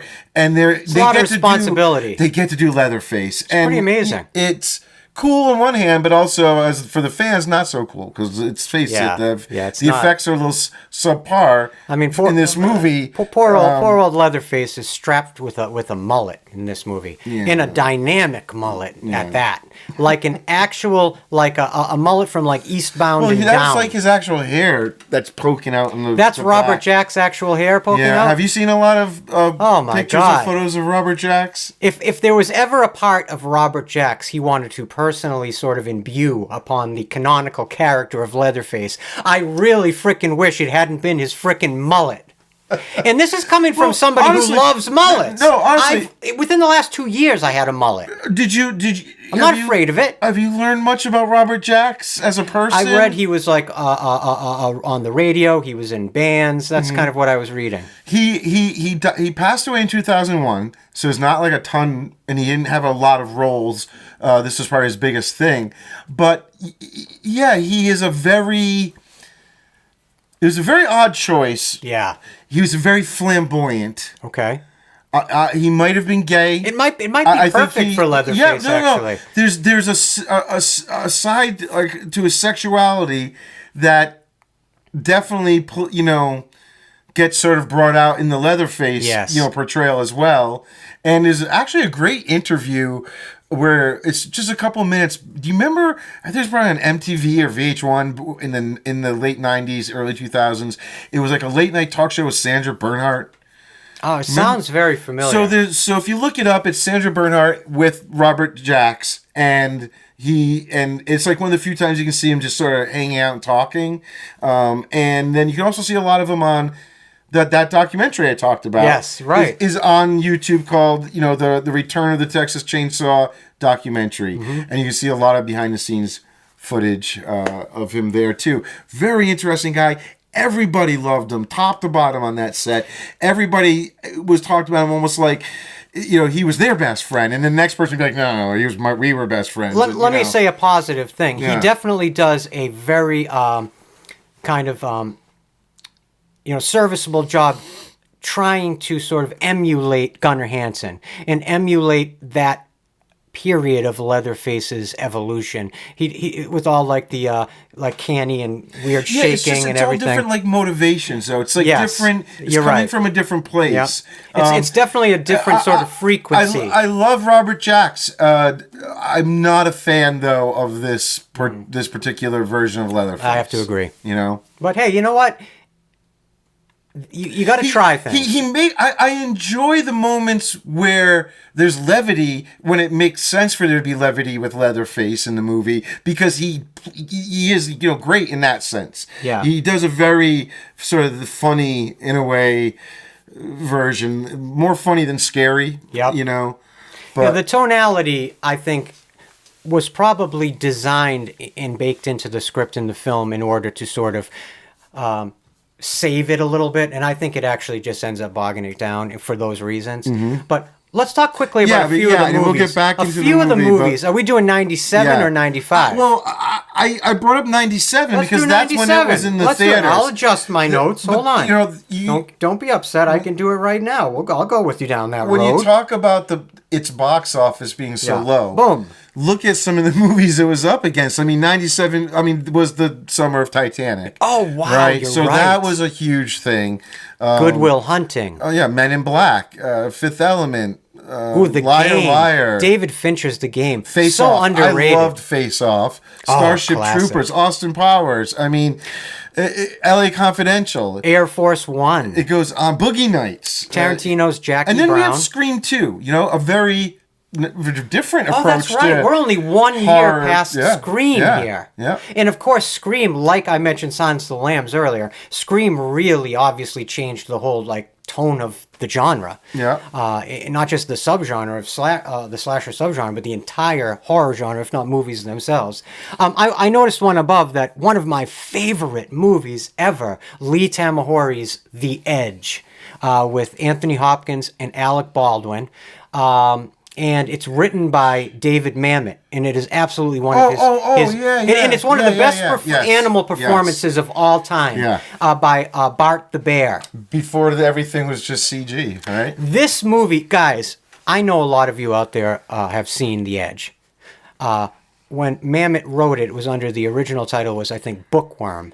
But it's a crackling film that they kind of film they sadly don't make anymore. The closest thing kind of to this I've seen in recent years that just didn't really work for me was the most recent Mel Gibson directed movie with Mark Wahlberg. I think it's called Flight Risk, and it kind of is in this style. But if you guys have not seen The Edge, do yourself a favor. It is so good. This is Hopkins coming out of the biggest part of his career after Hannibal Lecter. Right. And he is on fire. And Alec Baldwin is on fire too, so yeah. Devil's Advocate, I remember liking that. Oh, great movie. Fifth Element. As a matter of fact, Brown. I watched Devil's Advocate within the last year. Yeah. That movie's great. It is. I don't like the opening, the courtroom opening. I think the dialogue is a little hokey. But after you get past that, I love it. But I love Keanu Reeves in all of his leading man forms. And then horror films. I know What You Did Last Summer was a huge for... Yeah, coming right off of Scream, is the influence of that. Yep. Let's see. Event Horizon. I love that Paul movie. W. Anderson. Great. Probably his best film. Creepy. It's like sci-fi horror. It is like almost a Clive Barker-esque sci-fi horror, exactly. Amalgamation. Yeah. Oh, you know what is a totally underappreciated movie? Is Peter Hyams' film, The Relic. It has a great leading performance, a really kind of rangy and eccentric leading performance by, he was in Heat. Can you click on it real quick on the relic? I don't know why yeah. I'm blanking on his freaking name, but it's going to annoy me now. Tom Sizemore, of course. Yeah, it's really good. You have Guillermo del Toro's Mimic. The original theatrical release, the later years kind of director's cuts, not bad. Still not my favorite of his films. I remember seeing that in the theater. But the idea of a human-shaped cockroach is very, very interesting and creepy. I'm seeing a movie I did not know was in 1997 that, again, enough people sadly aren't even aware of. I think one of the greatest Stephen King adaptations of the 80s and 90s that no one's ever seen, except probably a lot of you guys, Stephen King's The Night Flyer. Also, one of my favorite vampire movies of all time. You can find it on YouTube, and if you haven't watched it, do yourself a favor. A very idiosyncratic, strange, feral, monstrous vampire design in a really, really, really great setting and story right from King's most coked-out master era. What else? I know a lot of these are, to me, are... I don't know. You got. I'm trying to even. Hideous, The Creeps, Evil Ed, Vampire Journals. Wow. Let me go through. Let's see the wiki just in case. Oh, we had Leprechaun 4, Jack Frost. Oh God, what a shit show this was. An American Werewolf in Paris. Yeah, remember that's that? up there. Yeah. We have Luis Llosa's Anaconda with Jennifer Lopez and Owen Wilson. I guess that's horror. It's sort of a parody. Yeah. Vincenzo Natali's Cube. Remember that film? That's actually a really good film. Does it fully hold up if you watch it now? It could be debated, but still great for its time. I'm going to pick one more before we move on. It's an interesting concept. I'm constantly second-guessing myself whether or not I want to rewatch a film that I haven't seen in a very long time. Yeah. In case because it can really rob you of something if it doesn't hold up. Yeah. How about we'll finish with legendary special effects artist Robert Kurtzman's one of his directorial pursuits, the film Wishmaster, that actually became kind of a C-level franchise in and of itself. God bless it. Has a lot of fans out there. So, I know. You guys are all here to watch this movie with us. Yeah. I'm not really...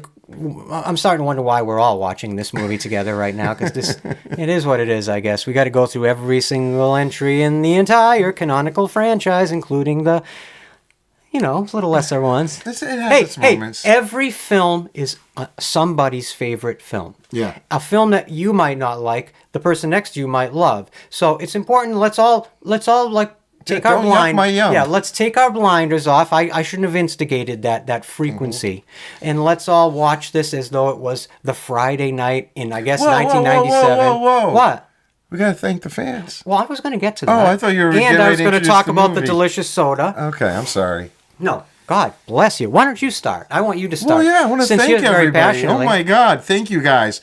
We continue to get more and more people reaching out with messages and things we might have missed. And, what I love is we're getting so many messages on, older episodes. I love that, too. Right? And it kind of makes me go back and oh, yeah. And they're bringing up all these points for some things from the Halloween movies and whatnot. But thank you, guys. Of course, we love you. We can't do it without you. Recently, I was watching a live stream from Davey Deathray, and it was so good to see him, and the community that we've all built is starting to grow and grow and grow.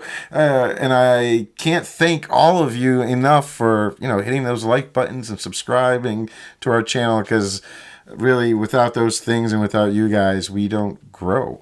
And also, I want to just send some love out to our Spotify listeners all over the world, especially for this episode, our listeners in the United Kingdom, in England, Scotland, Wales, in Ireland.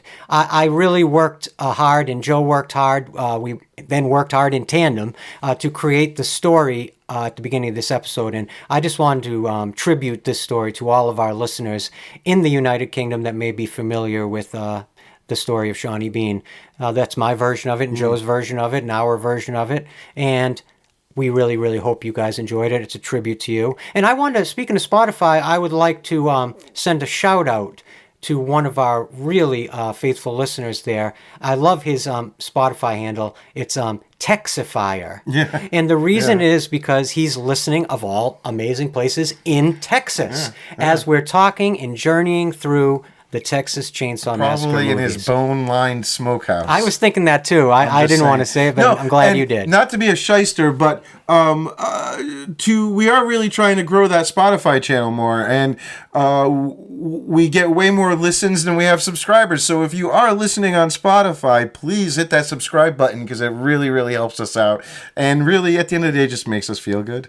Absolutely. Yeah. And I just want to say how much. I just want to send you all a little kiss. Hold on. While we still have the camera on. And I also want to say, if you were wondering, you may have seen it sitting here. Today, our episode is inspired and by a delicious sour crimson cherry Fanta. It's the Xbox 25th anniversary cans and flavors. The imagery on the can, much like the slasher characters and serial killers, usually on Fanta cans, looks very demonic and looks very satanic. I was happy the other night when I was watching Davey Death Ray that I saw he had a little collection of Fanta cans behind him, too. Oh, wow. I love that. Probably the horror ones, Yeah, but it's a thing. I guess you got to... Well, I have to say, if you were interested in sour trying cherry. it out, this crimson sour cherry I is love sour absolutely... stuff. Do you like sour stuff? I'm a sour fanatic. I know this sounds like we're doing I love a bit or good commercial, sour. I but love a we're nice not. It's sour. just, Sour anything. A sour heart, I'll take it. Let's take another sip together, and let's do it. Let's let everyone hear it, okay. and let's all take a sip. If you've got a drink right now, especially a Fanta, let's all take a sip, and then we'll get into the movie. Let's go. This is where you put the little drink emoji So in the delicious. comments, people. Oh, Thank yes. you. I like that. Is there a drink emoji? I'm sure there's a drink. If there's a soda, do soda. If you guys are one of the real ones out there that really listens to these episodes, that really looks forward to these episodes, do us a favor right here and now. Do us a frickin' favor. Comment with that. What was the one you just said? Oh, the soda emoji. Is there a soda emoji? Soda or drink? Or a drink emoji. You get the And idea. where you're listening from. We love to hear that. I love you guys with all my heart. As Joe said, he said it and summed it up so beautifully. You guys mean the absolute world to us. We literally create, produce, engineer, record, and release these episodes specifically and only just for you guys. And so we really, really appreciate the growing support we've been shown this season, which has been really mind-blowing for Joe and I. And so thank you so, so much. It means more than you guys will ever know. Your support, your kindness, reaching out. Speaking of, thank you, Yeah. Mr. Mike Hatfield, not only Of for course, the artwork, absolutely. but for reaching out, because he's been a good friend texting lately. Thank so. you, Mike Hatfield. Thank you, Mike. A wonderful artist. He's been doing our episode art over the last couple seasons, and we could not be luckier to work with him. So thank you, and thank you all from the bottom of our hearts in all 37 countries, wherever you are. We love you. We hope you're safe and happy. We hope your families are safe and happy. And we're just having the time of our lives joining you for this season 4 journey through the Texas Chainsaw Massacre movies. So without further ado, I say we jump right in and watch this, veritable stinker. But that's that's all right. They can't all be iconic classics. Strangely enough, though, the next episode, which I believe will be 39... It's a banger. Is going to be an absolute frickin' banger. Hey, look, this is a banger, too, no doubt. No, I really love the certain movie that Marcus Nispel 2003 Platinum Dunes reboot bangs. Am I wrong or am I right? You're right. Bangs. Amen. Yeah, so we're going to be looking forward to that next. All right. So don't miss it. It's coming next month, which will be for our listeners in the present. Where are we right now? It'll be June. May We're in 5th. May. We're recording this, for anyone curious, May of 2026. We love you. And to my mother, and to Wally, and to Kitty, I love you. Let's go. I just want to remind everybody that we are watching the director's cut, the actual film that was titled The Return of the Texas Chainsaw Massacre, which I believe there's really, if you were to order this film like on Amazon or something on Blu-ray, what you get is the Scream Factory version that has both versions of the film. Okay. The next generation and this director's cut that has the footage restored. It's also a different narrator voice in this beginning thing on the other version. They do make some weird changes. 5 long years. And so this one, you were saying to me earlier, it just has a completely different opening, huh? Oh yeah, so a big part of this, and that right there, the adding date that date, May is 1994. different. They make it a later date in the Next Generation. But you'll see, we're going to see a whole scene with Renee Zellweger's character and Jenny and her stepdad, who is like a abusive, molesting stepdad, and it shows again sort of her journey as the film goes on from this sort of sheepish girl finding her inner strength and coming out the other end as some, and you're supposed to understand, it helps you understand that journey if you see that trauma of the dad. Yeah. So that's something that really has bugged Henkel and a lot of people to know about it, because it would really help her character. It kind of gives her an arc, some perspective. Yeah, exactly, much bigger arc. I wanted to ask you something really quick. Go ahead. I'm sorry to interrupt. One of the biggest pieces of acrimony a lot of fans of the series have with this movie is that they decided to almost rechristen Leatherface to Leather, and yet I noticed right there in these opening credits of this edition, he's credited as Leatherface. Yeah, I mean, I think it's just one of the characters.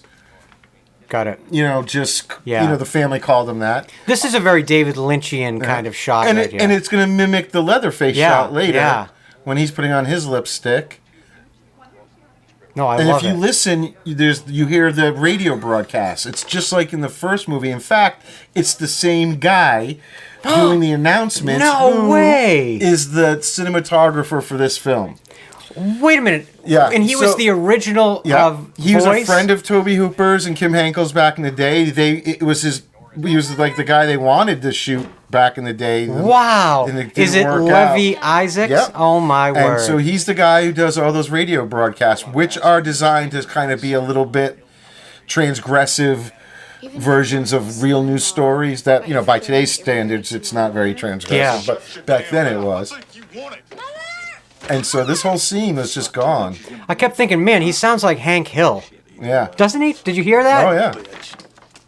But it's pretty intense. And, it shows how her mom is kind of complacent to the whole thing. Jenny, quit whacking off in the tool shed. It's kind of like, she's ready to pop already. And then it just takes that Slaughter family doing what they do to make her really just, lose it by, the halfway through the time that she's with them, And it's like they're sort of setting up this idea of her being subjugated by men. Yeah. And if you watch, I'd read this somewhere in one of the think pieces I read about this movie, how Matthew McConaughey's character is always crushing people and crushing women with his car. Yeah. And it's sort of, again, in that same sort of kind of symbolic mold. Yeah. It's interesting. Well, Kim Henkel definitely, he says it himself that, there's that very similar sound, right? People absolutely hate that they sort of used this sound, that's such an iconic sound by the fourth movie, in such a silly, campy way. Yeah. But I would actually argue, I don't like the way they did it, but I like the idea of what they were thinking. Yeah. Don't you? Or do you not like it? No, I don't. It's just, I think they're just trying to put in as many elements as they can that are throwback to the first film. He calls this the true sequel to the first film, but it's almost like he's remaking, like he's making his just version of. Now, see the weird. I don't understand, like what's just version of the family here. What's just occurring to me is actually it almost feels more in line thematically as, like, you could say a sequel to the second movie if the second movie had been the first movie, because it has more of this campy tone to it that was absolutely absent from the first movie. Yeah. There's not a whiff of camp in the first movie. There's a little bit, but I think that's what bugged Toby, and that's why he went so hardcore, in the second one. What do you think, like Leatherface's sexuality and dancing around is that what you're referring to? And like, what's camp to you about the first movie? I mean, because I don't see a lot. Like, where I shouldn't say camp. Okay, the black humor. Okay, the black I see. Humor. 100%. I shouldn't. So I guess what it is that just made me think. So this movie and Kim Henkel's intentionality might have been an evolution of that frequency of black humor. So it sort of makes sense in that regard. I do like these idiosyncratic kind of little part characters. I was going to say, Kim Henkel talks about that he doesn't really write characters as much as he writes character sort of like archetypes. Yes, yes. You know, they're Right. exaggerated Ken and Barbies. They're exaggerated versions of what teens do, which is one of the things that sort of bugs me a little bit in this movie. Like, in most horror movies, you're always going to have to suspend some disbelief in character choices and maybe things they do. You go, that wouldn't really happen. But in this movie, I constantly find myself kind of going, what teenage kid would do that? What they wouldn't make. Nobody, you know, it's harder for me in this one. The choices seem a little too outlandish at times, you know? One of the things I also think is kind of interesting in like the production design or art direction side of this film is I thought it, maybe it's just by happenstance, but I like that there's a timelessness because it looks like there's elements of all different decades through the film. Yeah. Like you'll notice like a 1950s cars parked next to like 1970s cars, 1980s cars. But it's probably what was just around. I mean, that's what I'm thinking because it's Texas and a low-budget movie. Yeah. But what it gives the movie is a very strange sort of uncanny, timeless feeling, which I think it's helpful. But all of this, especially the sequence in the car here, this feels almost like community theater or... This was actually some of the last stuff they shot. And what's great is sort of that you mentioned that is, so you know the woman who plays Darla Slaughter, Matthew McConaughey's girlfriend. Right. Her name was, the actress's name was Toni Perensky.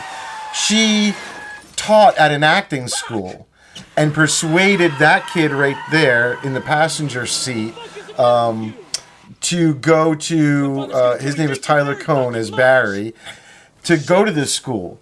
And during the filming. So this is the scene where you get him after going to the acting school and it's a little... He's like a little intense, and he's trying to hold his head still, and he talks about it now in later interviews as like he just can't stand. Excuse me, I keep hitting the mic. He can't stand the scene because it's like you can just see, you know, the acting school, which was a pretty bad acting school, I guess, is what you know a lot of people have said. But she was like teaching a lot of the people. Like she would convince a lot of them. Oh, you got to come to my school, and you know. And that kid, Tyler Cohn, this is his first real movie. He was a friend of J.M. Logan, and they were like best buddies. Oh my God, and that's he got funny. him the job. But he was that kid, you hear of those types of connection jobs all the time on these slasher sets. And Tyler Cohn, I had a quick like extra role in that movie. That was fun fact. Oh yeah, hold on, I gotta find it. Delayed fun fact. It's the really my delayed. boyfriend was a girl zombie. It was done Keep going. This is a very odd title. The director from Jason Goes to Hell. Jason Goes to Hell was Adam Marcus. Adam Marcus. Yep. He did the Disney movie. Aladdin. Zombie.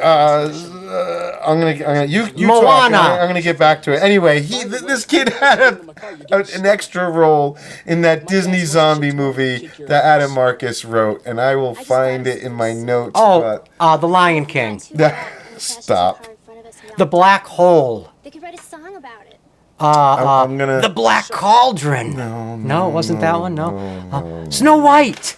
No, it was like here it is. My boyfriend's back. Oh, the Notebook. The Notebook. Originally Johnny Zombie. Oh, my boyfriend's and back. And then it became My Boyfriend's Back. Wait, he's in My Boyfriend's Back? That was his first real gig as just a background extra. That's sort of a very iconic cult film. Yeah. Huh. Yeah. That was Adam Marcus? Oh, that's right. We covered that. Yeah, I remember this now. And then it's all coming back to me now. Cunningham sold it on him to Disney. Yeah. You know what I was thinking of this morning? Speaking of Texas and speaking of this movie. Yeah. One of my favorite moments in all of 80s and 90s movies, Pee-wee's Big Adventure. Remember that song? The stars are bright. No. The stars at night are big and bright. Deep in the heart of Texas. Yeah. I don't think it's just from Pee Wee Herman. I think that's something from Texas. Oh, that's not like just made for the movie? No, yeah, exactly. That was the whole joke, is that when he sang it, all the locals in Texas that makes sense to clap now. it. Yeah. Yeah. All right. Hello, folks. This is Film School 101. Whenever I think about Pee-wee's Big Adventure, I think of it from the mind of like an 11-year-old. No, see, like stuff like this. This movie has more stunts, more crash. It's not a lot of scare. It's not a lot. There's of no suspense. scares. It's really there's not. It's not. And anytime there's a scare that could possibly be potentially mined or creeping up, it's undercut by Kim Henkel's obsessive desire to sort of like thematically undermine himself at every turn. Like he'll start building tension and then throw in some campy, jokey moment. Because I think again, I don't think he ever set out to make a horror movie with these stories and the things he's been writing. It's ended up there, and he likes to point out like the original didn't have a lot of, the death and the gore. I just think that there was a big part of him, and this is just my own speculation, that was sort of embarrassed that his artistry had really only amounted to the slasher subgenre. Even though the series of films, in particular the original first Texas Chainsaw movie, is not just one of the greatest horror films of all time. It's easily probably one of the 100 greatest American films of all time. He doesn't get it. And he doesn't get it. But now he would also go and make a movie after this, I think. Like, why not Bone make... Boys, if you're gonna, which had similar themes. Oh, like something Brothers. Or was it Bone Brothers Bone or Boys? Boys? And I think maybe it got retitled. And it was almost like a tangentially connected to these movies. I think that explored a little bit more of the idea of a bigger corporate-y or something idea. I haven't seen it, I have to admit, but I just wonder why, even if he was full, and again, I'm just guessing here, but even if Kim Henkel was just full of acrimony and said, okay, I'll take the paycheck and direct the movie, but I have these kind of covert motivations and ideas, he could have applied them in a very kind of exciting or funny or much more provocative way. If he had just had a little enthusiasm. Do it, Yeah, it's a lot. Not only was he, made to write it, he was, he directed it. First time director. You're also the writer. A lot of time directors get to lean on a writer to help them fix something in a scene or something. Well, that's like all on him. Yeah. You know what I mean? Yep. They did try to get Jim Sedow back. Oh, so he was still alive at this point. Oh, yeah. Okay. Which makes me that's why I get confused about this Slaughter family, which, you'll have to notice that he's losing the Drayton Sawyer name. We're going back to the W.E. Slaughter, which we saw in the signs. From the sign from the first movie. Yeah. He's sort of erasing all that anything after part one thing. But, so is this supposed to be... So W.E. in this is the character that started out as the cook, basically. That's the only way that I can imagine what... it is. That's how he talks about it. This is the cook, sort of, in this movie. That's who W.E. Slaughter is. Why he's... I don't know. I guess they're all still brothers, but, it's a little harder to understand how this is a sequel to the first in Kim's eyes with the way the family is. Yeah, I 100% agree. And all that. I don't know. I mean, it's... He tried to get Bill Johnson, who played, Leatherface in part 2. They even talked to Gunnar Hansen, but the old thing with, Gunnar not wanting to take regular pay scale, didn't work out. I have to say, I think this character is really, really kind of a breath of fresh air coming in at this point in the movie. And she may be my favorite part of this movie. I'm trying to just remember what the actress's name is here. Toni Perinsky. She's the one that had the acting school. Oh, that's the acting school. Yes. She is such a breath of fresh air in this movie. I'm pretty sure when we see the boobs, that's not her boobs. And I like that she's literally like flashing teenagers. So now this is the woman that I want to tell you the story that her character is based on a real life female killer. This woman is the one? Yeah. Okay, go tell me. I want to hear it. Her name was Carla Faye Tucker. Ooh. Okay? And her and her boyfriend ended up, they went to rob a guy, and they ended up killing him. But there was a girl in the room hiding under blankets.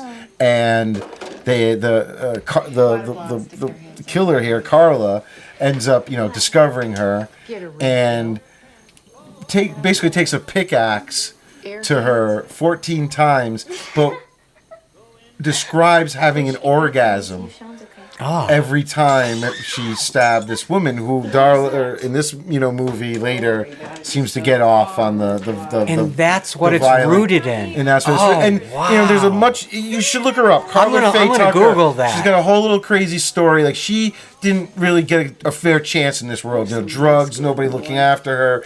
This all happened when she was very young. She ended up getting put to death after 14 years on death row. Wow, I've never heard this story. Yeah, and it was, again, I think Texas based, so it was like local to Kim, and it was something in his head. Wow. Along with Gaines, still he would bring up as the inspiration for this, movie or and there was another. Aspects. There was actually another killer. I think we mentioned him in a previous episode. Elmer Wayne Henley was the other one. Yep. And that was of the modern age. Matthew McConaughey's entrance, that robotic leg brace is one of my favorite parts of this movie. There's some great. If you watch that documentary I talked about the return of the Texas Chainsaw Massacre, you see the moment when J.M. Logan presents his first version to Kim Henkel. And it's much more delicate. There's all these little servos, and Kim Henkel's like, no. It needs to be beefier. It needs to, look like it's working and doing things. I mean, more exaggerated. It needs to be able to take a beating, And then we end up with this version here, which is, I love it. Cool. Yeah, I love that. I do like it. It immediately calls to mind, of course, the leg brace Leatherface, was I've mentioned earlier. Leatherface wears in the third movie. Right. So, but yet, Kim Henkel's instinct was correct because it's an evolved version of that leg brace that has these cool sounds with it. Is it a little too on the nose that he calls his wrecking company Illuminati Wrecking? Oh well, but that's what supposed to be, that simple-mindedness of like a dude who thinks he's being, that part he's of a big something, part of something, not a pawn. Yeah, and he's just not afraid to reason, wear that badge. Clearly, publicly. the reason why he would never be allowed to be a part of the elites that are manipulating and using his family is because he's dumb enough to even have the word Illuminati out in the open. Like, he, at foundational base, does not understand the primary operative rituals of these types of organizations that are by nature secret. That documentary I keep talking about was made by a guy named Brian Huberman. Oh, okay. I'm glad we went back to that. He's the guy that's on the commentary. It's not a great documentary. It was originally, fun fact, supposed to be released with the movie when it first goes to home video, and it never was. I don't think it's very good. It's one of these, like, there's nothing really walking you through. There's a lot of just behind the scenes footage with some music, a couple interviews with Kim Henkel, which are interesting. But otherwise, this guy got so enamored with the stunt work on the movie, the stunt people, that most of this documentary is him showing the stunts of the movie. Right.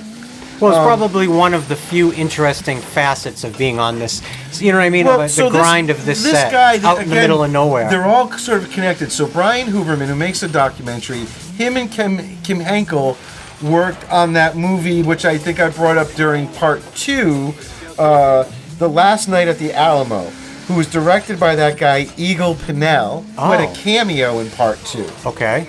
Brian Huberman was the director of photography on that movie. He's the guy who made the documentary. Kim Henkel wrote that movie, so that's where they know each other from. Oh. And it starred Lou Perryman, was one of the two main stars. The LG from the, from the second movie. Yep. Darling. And, so you can see how it's all connected, right? Yeah, I love that. I wanted to bring something up. When I was catching up with this movie, one of the things about that elitist Illuminati idea in this movie that really sort of blew my mind is that immediately it reminded me of a number of other films that came much later that utilized that exact same premise that Kim Henkel developed. One of which is one of my favorite horror films of all time, called Martyrs from 2008. Even though the director, Pascal Saunier, doesn't consider it part of the French New Extremity movement. It most certainly is. Yeah. And it contains in it some of these exact same ideas of getting transcendence out of pain. Hold on really quick. That tow truck in the background is the same tow truck from the first movie. Oh. That the cook throws the girl in at the gas station. And The one parked right there. It's Oh, the that's same so one. interesting. I Yep. love that. And some people like to theorize that gas station's supposed to be the gas station, from the first movie technically. But Kim Henkel was kind of like, no, but that truck is, a little cameo by the original truck. A couple other movies that sort of go on to borrow this same type of concept is, of course, Eli Roth's Hostel. Yeah. And also the Joss Whedon written movie, I forget who directed it, but Cabin in the Woods. Mm-hmm. Also uses these ideas of innocence yeah. being farmed for their transcendental power through pain and fear. Yeah. I think it is really interesting that a lot of that sort of started here. The genetic link through horror kind of actually started from this lowly little Kim slasher Henkel said he wanted sequel. to widen the world of horror movies, get him out of this little microcosm. Yeah, I love it. Idea, That's just why I'm saying I wish he had just had the heart to lean into those new, exciting ideas. He didn't really realize what he was doing. Yeah. Right? He thought it was just a little something to add. I really think he saw it as just almost like a laugh, like a lark, something campy. No one really understood it. Even when you listen to the commentary track, and that Brian Huberman guy starts grilling him about it, and he kind of goes, Henkel's just kind of like, I don't know, I don't think it threw that many people off. And then he looks at the actor that plays W.E. Slaughter, Joe Stevens, and he says, like, did it throw you off? And he goes, yeah. He goes, oh, we were all perplexed by what it meant and what you were doing with it. He's like, but we're there to support your vision. We did it, but and you can. So I think that even Kim. Now that commentary is like 2008. I don't even think he realized what a thing it was to people, how much it hung people up, throwing this Illuminati thing out there. But there it is. It just occurred to me, the way I was saying you could do a crossover with the Halloween movies and the Texas Chainsaw Massacre movies through the Cult of Thorn and these elites. You could also use this sort of to cross into Hellraiser territory, because there's sort of a Clive Barker-esque idea of using fear and pain to create transcendental magic. It sort of bring the Cenobites into Leatherface's world. I'd pay to watch that. What's weird is that the other day this guy just lets her go in the hospital. It is a little weird. So that motorcycle that went by, that is what was left from the original idea of what Matthew McConaughey's character was supposed to be. Originally, Matthew McConaughey got hired to be just a very quick, no lines, sort of Romeo to her Juliet, a guy on a motorcycle who we see in the beginning right there, kind of just go by. Okay. And then he's supposed to show up at the end, sort of out of nowhere, and save her. And he was supposed to just do one day of shooting. He got the part. And he kind of walked away. He literally had his U-Haul packed to move to California. This is like his big, he had done Dazed and Confused. He was about to go to California, packed, ready to go at the end of the week. He was going to film this quick part, make a little extra money one day. And then he kind of, walked away and went back and was like, hey, do you have somebody to play this other part? Of a Vilmer, and they were like, no. He said, well, let me try. And he, on the spot, he runs into the kitchen, where the house where they were using as a production office, grabs a wooden spoon, and there's no actresses around, and the secretary volunteers, and all of a sudden he just uses the spoon as a weapon, and goes up to her and basically scares the shit out of her. And they were like, all right, yeah, you got it. So he ends up hanging around for a month to film the movie before he goes out to Hollywood. So that little Romeo part totally went bye-bye, and he ends up getting, the lead. Yeah, wow, no kidding. Yeah. I mean, it was a boon to these guys, to have those two actors. Even outside of the fact that they hadn't risen to their ultimate levels of stardom, they were both extremely capable actors in front of a camera. You know what I mean? You can see it. Kim Henkel talks about with Renee, he was literally just a face in a book of headshots, and So, I wonder, like, then she gets Jerry Maguire. So is that also from being... Because this movie wasn't released yet, or what year was Jerry Maguire? Like right around here? She made it right after this. Oh, okay. So this had that small festival run and stuff, so it had been seen. So, like, is Kim Henkel almost responsible for her career? Yeah, right. Did them getting to see her do something, even though it was this, help put them over the edge and picking her for Jerry Maguire? I don't know. But the possibility's there. It was definitely... Jeez, that's interesting. And it shows you the kind of his eye, right? Kim Henkel to pick... Like, he personally picked these people. Yeah. Did a good job casting. Absolutely. It's the most established cast of any of the sequels. There's no doubt about that. And that's the bright spots I'm always talking about. I mean, especially when you get the two of them together. That acting, it's so crazy and intense and visceral and doesn't feel like acting. Yeah. I feel like, I think I mentioned it last episode, but the Matthew McConaughey character, Vilmer, in this, to me, feels almost like another step directly past the Viggo Mortensen character from the third movie, the handsome Texas psychopath we've talked about. Fun fact. Connection, Viggo Mortensen and Robert Jacks were really close friends. Wow. Yeah. Wait a minute. Did they? How? They just lived in the same.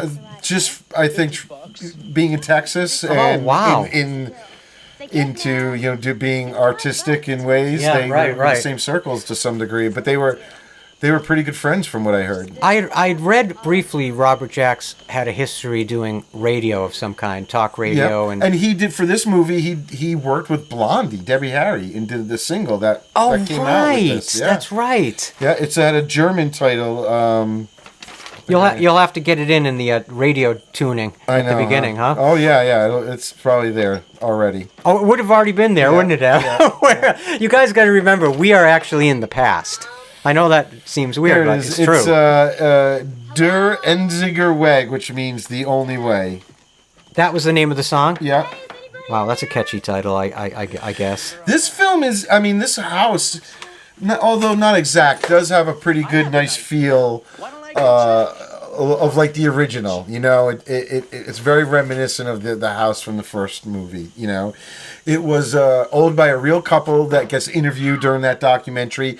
Total American Gothic farming couple type looking people. And this movie had been used this house had been used in, I think, some other horror movies. Do you know what immediately it reminded me of? Yeah. Like, is the house that Savini chose for the barn house in his 1990 Night of the Living Dead. Maybe. This house looks so much like that house. It's the typical, like, they dirty it up and mess it up and they have to put everything back for these people, It's weird. Because it's actually a nice house. A lot of the locations that have been used in these Texas Chainsaw Massacre movies always remind me of the very same types of production design, art direction, and locations that George Romero would always populate his earlier zombie movies with. There's a certain kind of what's the word I'm looking for? Like a feel to these types of old farmhouses with that kind of ruddy stain around the windowsills of old, like, pollen and mold or whatever else, just unwashed, and it gives immediate vibe that ties you right into the location that the movie is set and gives you that kind of tangible feeling. That's what it's almost just natural production design, choosing an amazing looking property like this. And what an introduction for Leatherface. I mean, I actually do like it. It's again, you're seeing, leaning on a comedic element more than a horror element to... I've seen a number of people online saying, like, oh, come on, like, how could he be right behind her and her not know this? Let me tell you something. I've done this myself to people over my lifetime as, like, loving to, like, zap people and scare people. Yeah. I've done exactly that dozens of times. You can loom right over somebody and not be noticed. Especially if you are a slasher. Back up for a second. Yeah, I know. It sounds a little weird. Yeah. As it was coming out of my mouth, I was like, this might have to be edited because it's making me sound like some sort of serial criminal. Joe Stevens as W.E. here. Yeah, a little odd. Yeah. Well, and this whole thing with the quoting was something that Kim Henkel. Here's another fun fact. Fun fact. Kim Henkel took from Lou Perryman. And his father, he witnessed Lou Perryman and his dad having some arguments, and Lou Perryman's dad would do that, where he would pull out these quotes from, famous military figures and stuff that weren't quite right, and it would just diffuse the argument right away. You know what I mean? But that's where he got it from. Oh, I love that. That Lou Perryman, he seemed to be really good friends with a lot of the people involved in these movies. You hear nothing but just loving anecdotes about him. Yeah. Like, this feels very Chainsaw to me. Oh, yeah. I mean, this is horrific. I even like the sounds that Robert Jacks is making. It does have that Gunnar Hansen sort of vibe. He doesn't stop, though. That's the only thing. Yeah. He's sort of constantly emoting. Do you know how much more esteem... If you had... Okay, it's one of these things, like... If you had only changed one small thing about this movie, let's say you had gotten Gunnar Hansen to come back and play Leatherface in this chapter, think of how far that would have gone to establishing this movie. If you don't even have to change anything else. Of course. And it would have rightly established this film. It would be a completely different film. Mm-hmm. Just like in the M. Night Shyamalan movie, The Happening. The only reason people don't like that movie is because of Mark Wahlberg's acting. If Edward Norton had played that part instead of Mark Wahlberg, right? And you don't change anything else, the movie would be one of Shyamalan's best movies, not his worst. If this was Gunnar, this movie I think would be okay. Yeah. I love it too. I'm just gonna stuff you in this box and you'll just stay, right? Kind of reminds me of something Michael Myers would do to somebody. It is horrific. I think I would have pitch shifted Robert Jacks' voice down a little bit to be a little bit more guttural and deep. Yeah. And I think maybe part of it too is that his body shape just isn't really hulking enough. Yeah, he's really big, but he's not muscular, you know what I mean? Well, I think a lot like Gunnar Hansen and a lot of the other side, those like broad guys, shoulders. Yeah. Those wide, broad shoulders. That gives you almost like that bull appearance with that hulking bull. If I go in there, But no, I'm not trying to pick on Robert Jacks. You can see he's putting in a lot of energy and a lot of... Again, he's going for it. What he was hired to do. Yep. Yeah, I just don't know if he was the best choice. No. I do think he was a really great and performer in many ways, but... Absolutely. Oh, at 100%. I agree with that. Working with what you kind of are given here. And we're just simply like... Even if anything we say, myself included, Joe, that sounds a little critical, like we always say, it always comes from a place of love. Always. The house is a 100-year-old house, and it was used in the film Flesh and Bone. Ooh, never heard of that one. Plus some others. Heather, you in here?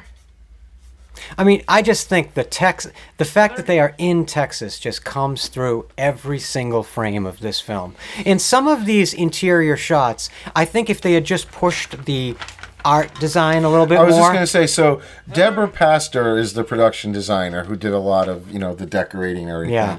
And again, this is an early thing in this woman's career. She did come off of Dazed and Confused. And she did track down Bob Burns and tried to talk to him about sort of, his motivations in the first film and everything. But she had, again, no budget, not a lot of money at all. And the house rides this line that's leans a little more towards normal house than Cannibal House. Yeah, but there are some cool, unique things. I agree. Like the skin suit hanging on the wall. Hanging on the wall and stuff. I mean, if they had just pushed it a little bit further and sort of like made it look more like a hoarder house, much like the other versions that are just part of what's so unsettling about the Sawyer's house is if you've ever been in somebody's house that's a hoarder, it gives you a claustrophobic, unsettled feeling because you're just surrounded by so much that it overwhelms your senses. Now imagine if all that stuff you're surrounded with is rotting, putrefied carcasses and dried fleshy things. So fun fact in here, when he turns around and sees the tub with the body, when they came in on the set, after it being set up the day before, and it smelled awful in this place, and everybody's trying to figure out where's this awful smell coming from, this and that, and it comes to find out that someone had barfed in that tub when they first discovered it. Like in real life? Yes, Okay, and so good. some vomit just sat in it all Nice. night. Yeah. And there's, again, kind of replicating The door. that dude that fell in twitches in the first movie. So I find it, I don't know. Again, I find Henkel to be a little contradictory in his I 100% actions agree. versus what he says, especially when he talks about not getting the first one, but then he clearly does things to mimic, some of the best parts of the first one, And I don't know if maybe that's from outside influence, like those attorneys, the investors. I mean, the meat hook, which is a little different because they put her in front of a mirror, so she gets to just like look at herself hanging. The other thing is in the first movie when the next girl to goes it on the there, meat hook, see? her reaction is so accurate. Yeah. Because if that thing went in your back, you wouldn't be screaming or crying because it would take your breath right away. Yeah. Oh. And the first girl's just sort of like wheezing and in shock. This girl gets so beat up that again we go past horrific into comedy. Yeah, that's right. If it's like if you You know? dial too far past. And I don't know what their That's what intention was. happens. I honestly, did they mean to take it too far? Because then, yeah, all right, they did that. That's what I mean. Or Like did by they think they were making that scary? Because no. it's really what I mean by the fact that every time the movie starts to reach towards something disturbing or scary or unsettling, it's undercut with humor and camp. Yeah. It's just strange. It's very strange. Or, just something that pulls you out, It really does. That's exactly right. It pulls you right out. Where do you want to go? Where's Sean? I wonder how far through the movie we are, because again, it feels a little laggy to me. Why don't you get in? Yeah. God damn it! I said Yeah, get because you're in still front. trying to figure out.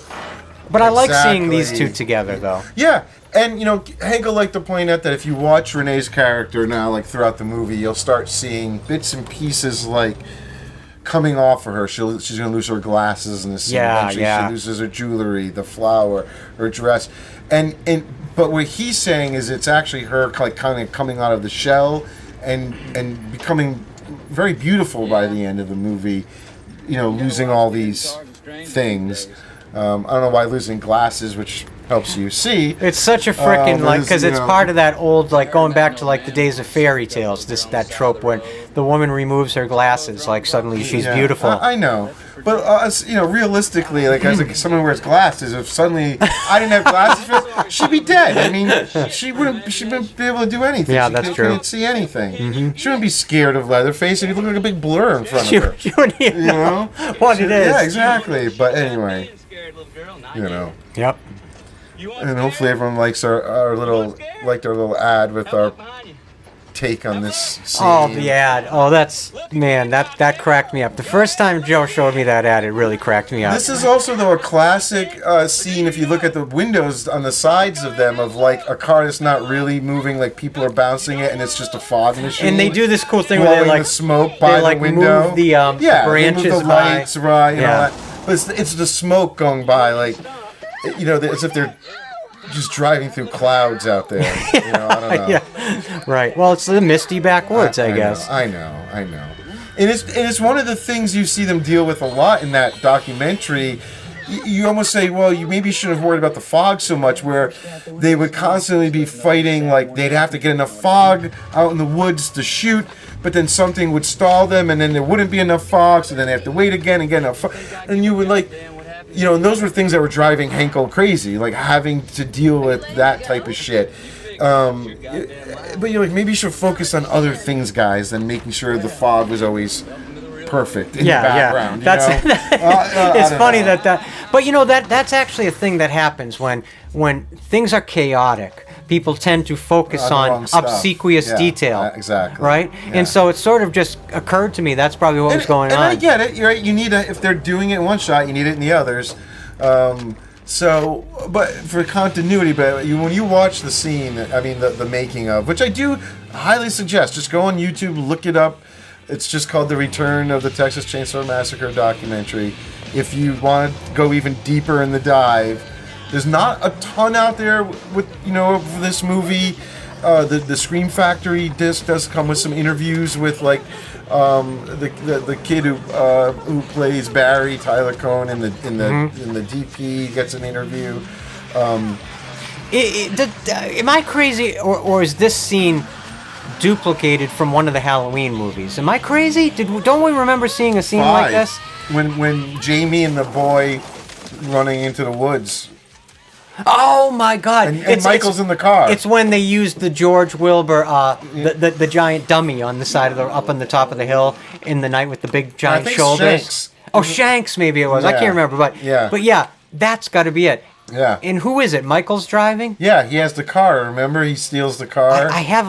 When I was watching this, I was like, this looks so familiar. Yeah, it is. Anyway, and this is great too because you're like, you know, he leaves and you're kind of like, all right, well, what the hell is going to happen? And then Leatherface pops up, but also, like, how does McConaughey know? You know, I'm just so curious, but. Maybe the Illuminati is manipulating everyone and putting all these Sawyer people into place almost, you know, pushing them around the chessboard, so to speak. I don't still quite understand what the elites get out of that spiritual experience. Like, what? I don't. It's just. I don't. That's what I mean. I'm confused with. At the end of the day, he picks her up and takes her to the hospital with the police. He's basically like, sorry, it didn't work out. Like, can't this person potentially now identify you? Just make this whole. That's what I mean. Like, so is it? It's probably one of those things. Just messing with them. The elitist guy, the Illuminati guy, knows that if she tells her story, even word for word, truth for truth, they're going to put her in a lunatic asylum. I know. No one will ever listen to her. Which is kind of, isn't that the point? Well, I guess we'll get there. But in that moment, too, when she gets into the hospital, you notice there's a woman gets pushed by in a gurney and who's just staring at her. That's a cameo. Yes. That's the woman of Marilyn Burns. Yeah. Yes. So it's almost still implying, like, look, there's another one who's just still in the hospital, looking helpless. I love it. I love it. Is that where Renee's going to end up, too? You know, Jenny. And here we are. We're like 4 hours and 10 minutes into this movie, and we finally get a chainsaw. We finally fire up an old chainsaw. Did we fire up one already? I can't remember if he fired up a chainsaw already. Did he? No, I guess he hasn't. Yeah, I don't know. There it is. Yeah. Must have sucked to film that. Imagine filming this night. Yeah. You're out there running around the frickin' muck. No. Yeah, they were all talking about it was hot. Mosquitoes were such a problem that they all had to really try hard. Otherwise, they'd have to spend more time in the makeup to hide it. And this was so low budget that basically they had an RV that was one of the producers, and that was everything. You know, all the actors went in there. There was like a table they'd sit down to get their makeup on. In the back room, they'd get changed, and it was the everything, the production trailer for everything. Oh. And how do they what's up with this family having like dead people that like are do you know what the posable? original title of this movie was? What? It was apparently The Taxidermist, Texas Chainsaw Massacre 4. Okay. And so there must have been at one point another subplot, I would guess, that had to do with that. There's those extra people at the dinner That's table. That's what I'm saying. Too, that I'm like, and are they like grandpa? Are they dead or? I think there's something that was probably conceived of for this film along those lines. Again, back to stunts. You know, like he's not cutting anybody.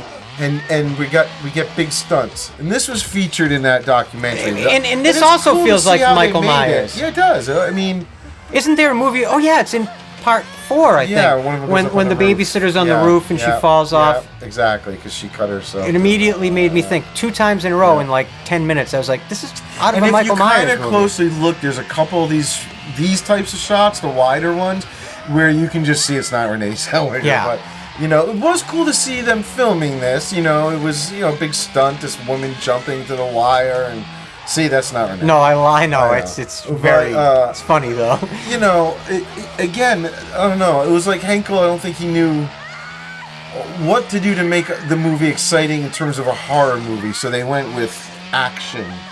I don't think this is the direction I would have gone if I was trying to get away. I would have jumped before I'd crawl up here. How bad is Leatherface at, like, doing anything with the chainsaw in this movie? She should at least have a toe off by now. Oh. You know. Damn.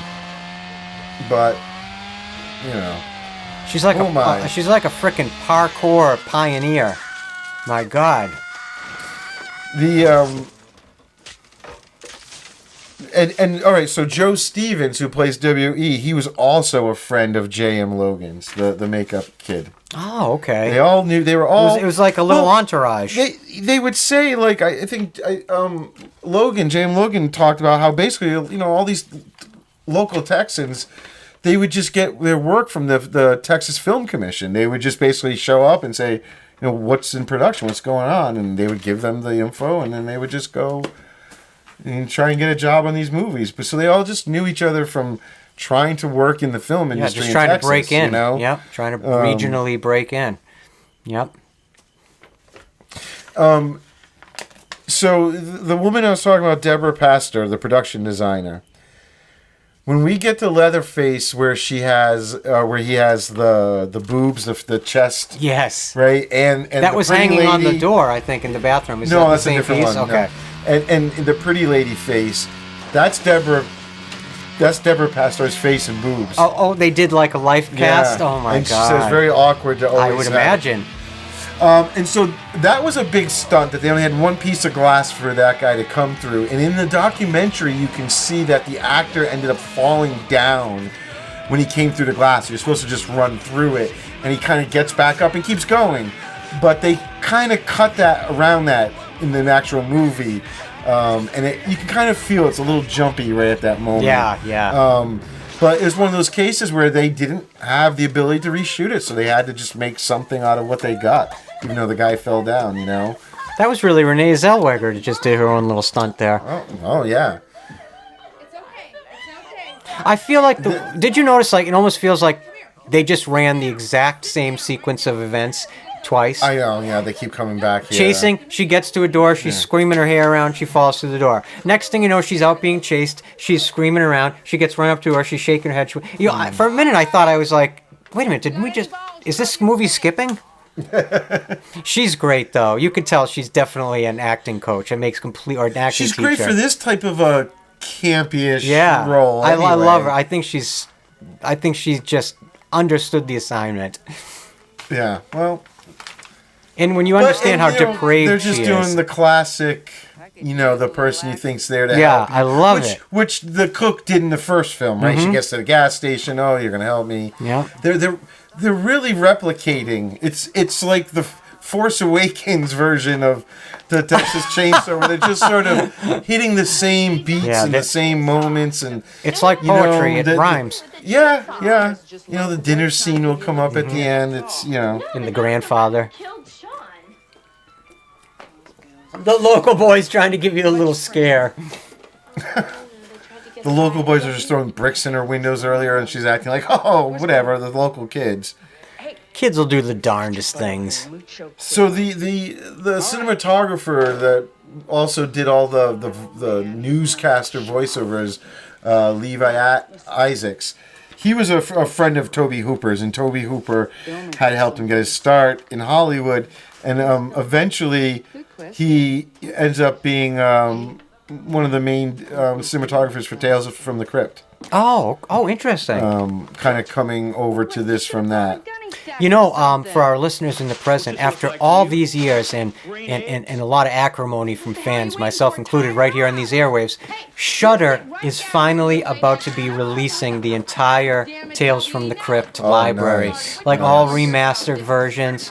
Yeah. Because, back when you could get it on VHS, those big block VHS cases of seasons. Remember when it was on that?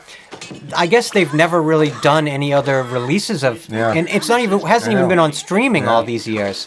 Such a HBO legendary would show. have it at times because it was their show. That's about sometimes, it. But so it's going to be going to Shudder, which I thought was pretty cool. And this is just again like the cook when he gets her in the truck and he's hitting her, and then he's also being like, "Don't worry, everything's okay," and then he'd whack her with the stick. You know?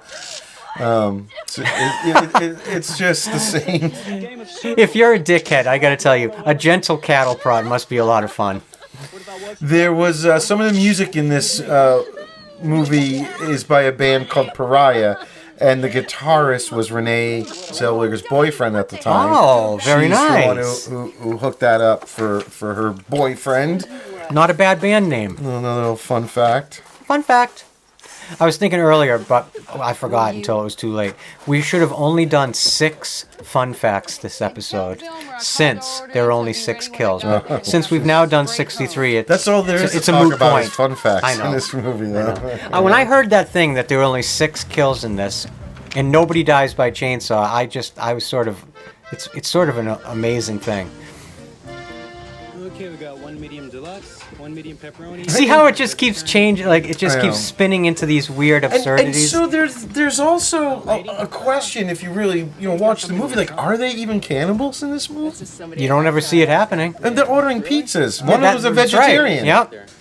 And it's almost like they're being presented theatrically as cannibal murderers just to drive fear. That taxi dirt, like they like to kill people. Yeah. And it's almost like, to me, like Leatherface is the only one who likes to like skin people because he does that from because got whatever issue is driving him in this version of Leatherface. But you know what I mean? Oh, absolutely. Like, I don't know if they're cannibals. Oh, I know. I have a fun fact about the female cop pulling up here was or will go on to become a WWE wrestler and wife of Stone Cold Steve Austin. The female extra cop. that's driving the cop car? Yes. Oh, wow. Yep. That's interesting. Yeah. That's actually my favorite fun fact you've yammered on about so far this episode. Yammered? Yeah. Yammered. So it's a good word. Oh, okay. Nothing wrong with that. You've never I think it implies. Did I sound like I was saying it negatively? uninteresting If I wanted to talk. say it negatively, I would have went like this.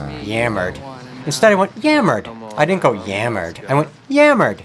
There's a great, if you go on YouTube and you look up Matthew McConaughey on Jimmy Kimmel, he does this funny little bit where he's supposed to be working in like a video store, and he brings up a copy of this movie, but he wrongly calls it the third Texas Chainsaw. Yeah. He didn't even realize God which bless number him. he was in. Yeah, Yeah, well, God what are you gonna bless do? him. And I guess Matthew McConaughey was in a movie directed by William Friedkin. Am I saying it right? Friedkin? William Friedkin, yep. I'm trying to think of what this might be. And I think it's called like Crazy Joe or Crazy.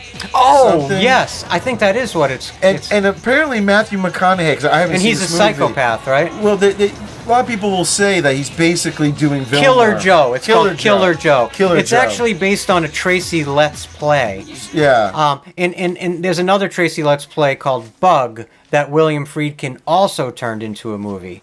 And I think it was they're like a pair, a thematic pair. But supposedly there's a lot of Vilmer in Matthew McConaughey's performance in Killer Joe. Oh, yeah, I can see that now. Will say he's channeling the same thing. And again, this is a weird kind of bit of humor. Like it almost too unbelievable that I can't find it funny that she just starts hitting her with like a stick. Yeah. Like people who kill people a lot think that this woman thinks for a second that this stick is gonna do something to her. I don't know. It's more than mildly it's annoy just her. A comedy. It's just a comedic moment again that pulls me out of the movie. I guess because I'm somebody who wants to see a horror movie when I'm watching this. Oh, well, that's what you signed up for. They're not necessarily making a horror movie. Think about it. This is also one of the few films in a long time where we're not talking about the MPAA and any battles. Not at all. Or any, this could have been G-rated. It was just rated R, obviously. But and for probably because what? there's boobs. Oh, yeah, I don't probably. know. That could be the only thing. But it... Imagine how damning it would have been to have released a movie like this. In 95, I guess there was already PG-13. It probably, if it was released properly, it probably would have done better than it did, but I don't think that even at its best, it would have done well because of the expectations that you're going to get this sequel to one of the grittiest horror movies that ever existed, and you get this instead. It's even that mask I think is really cool. Actually, it's cool, but it's not creepy. It looks cool, but it's not. I don't. I feel like it's a mask. I don't feel like he skinned somebody. Is it supposed to be a skin mask, or is it just supposed to be a mask he's cut the eyes out of? I thought it was a. No, it very well could be. Yeah, I thought these were supposed to be people's. Because at the dinner table, remember when Vilmer says, like, my brother wants a new face and he wants yours. Yep. You know? So again, it goes back to that, like, that's why they're killing almost like, or skinning. It's not a cannibalistic thing. It's because my brother does it. You know, my brother wants a face. Mm-hmm. There's nothing about. It's weird though at the dinner table, seeing that the chainsaw is at the centerpiece. Like they're all kind of, you know, sort of, you know. That's something my brother used to do to me. I always hated to have to walk up the stairs before him. Because my brother used to give me, like, you know, he'd jab me right up the butt. Like, he'd give me the 2 fingers up the butt. I do love this detail of, like, he's got this box of remotes that he has to try and find ones that work with his legs and have batteries. And, you know, it's, like, just such the jankiest thing that's, you know, making his leg move. I love the continuous little subtle sound of it, though, that they must have to. Well, now we've got to add it in all the time. You know, you make a decision like that. And there's another callback to the door. You wrecked the door. Yeah. Again, they try to make it funny, like where he comes in holding it. Yeah. You almost expect like a hammy, like sitcom audience, you know, clapping and laughing. I mean, I don't know if they're also going like, hey, the original at this point was 20 years ago. And so we're going to get a whole audience that might not really be familiar with the original. We can pull off these echoes of the original and it'll be fresh to these people. I mean, McConaughey is really kind of summoning it. You know, he's getting there. So, yeah, from here on, like, this is what I love. Oh, there's a lot of, you can nitpick about details or continuity in the other films. You can go on and on. But just, you'll notice, like you almost want to stop talking because you just want to watch these two. Absolutely. He just is, you know, it's a reason why Matthew McConaughey is Matthew McConaughey. He's a good actor, and he's channeling crazy in a way that a lot of people, you know, because, you know, even, like, you're wondering, like, did he even tell her, you know, Renee, now I'm going to put my fingers in your mouth? I was just thinking. Like, or does he just do it? There is nothing more disturbing than having somebody stick their fingers in your mouth. Or how about, you know, in a few minutes when he's just like spitting food in their face? Yeah, like, and he's doing it. You're wondering, like, how much of this was in the moment? Like, you know, or was it all those little things scripted, you know? Because Joe Stevens talks about how a lot of McConaughey's stuff was not scripted, you know? Yeah, or I can definitely see that. I believe that. Yep, I totally believe that. Samuel Johnson. He has a cool voice, I have to say. Yeah. And you should hear him in the commentary, like, all the, like, years, he's continued as an actor, hasn't he? Yeah, I think so. Let me look him up, because he looks, just in that moment there, he looked extremely familiar to me. What's his name, Joe Stevens? Yeah. There was also Henkel, I was surprised, I think it was him in the commentary track, implying that there was a very slight sub-storyline here between these two, like a slight oh my God, he's in the thing. Coen Brothers True Grit. That's where I recognized his face from. Look at him now. Yeah. But Darla and Jenny, he talked about that there's like a slight sexual thing between the two of them, which I don't know. I didn't pick up on that much, but whatever. Yeah, I don't either, but I think I saw that if you look at the way Darla touches her later on, they have their scene in the bathroom, and I don't know. This poor girl, he just starts eating her face. Like, that could be evidence of cannibalism, but he's just biting her. He's not, you know... He's biting her for effect. He's almost more interested in self-harm than harming other people. Like, he likes the rush of cutting and all this other stuff. So this scene, too, which I think was maybe also cut, or some of it. Because it does look a little modeled, so it probably was. So... Look at how fuzzy the foreground is. This is where they, you know, you get her explaining the Illuminati stuff, you know? And they even bring in JFK, you know, into this whole thing, and it's they have the trigger words that kind of make you instantly piece together the bigger conspiracy idea, you know. I just think, you know me, I love these types of wild ideas and new energy for when a franchise that's sort of kind of maybe running out of its original steam sort of reinvents itself with some new interesting idea. Yeah. I just believe maybe it wouldn't have carried too many sequels forward, but it might have been interesting to continue sort of experimenting with where you could go with some of these themes. It's too bad this whole franchise just suffers from, again, that not having a showrunner. Yeah, where you know, I actually, you know, I'm starting to think that, like, it's not, this just isn't a premise that lends itself to extended sequels. Yep. And you will have continued success with people every couple decades who will remake or reimagine, however you want to put it, the original idea and concept, because that's a great idea. Yep. And if you're doing it just saying, oh yeah, I'm just kind of doing that again.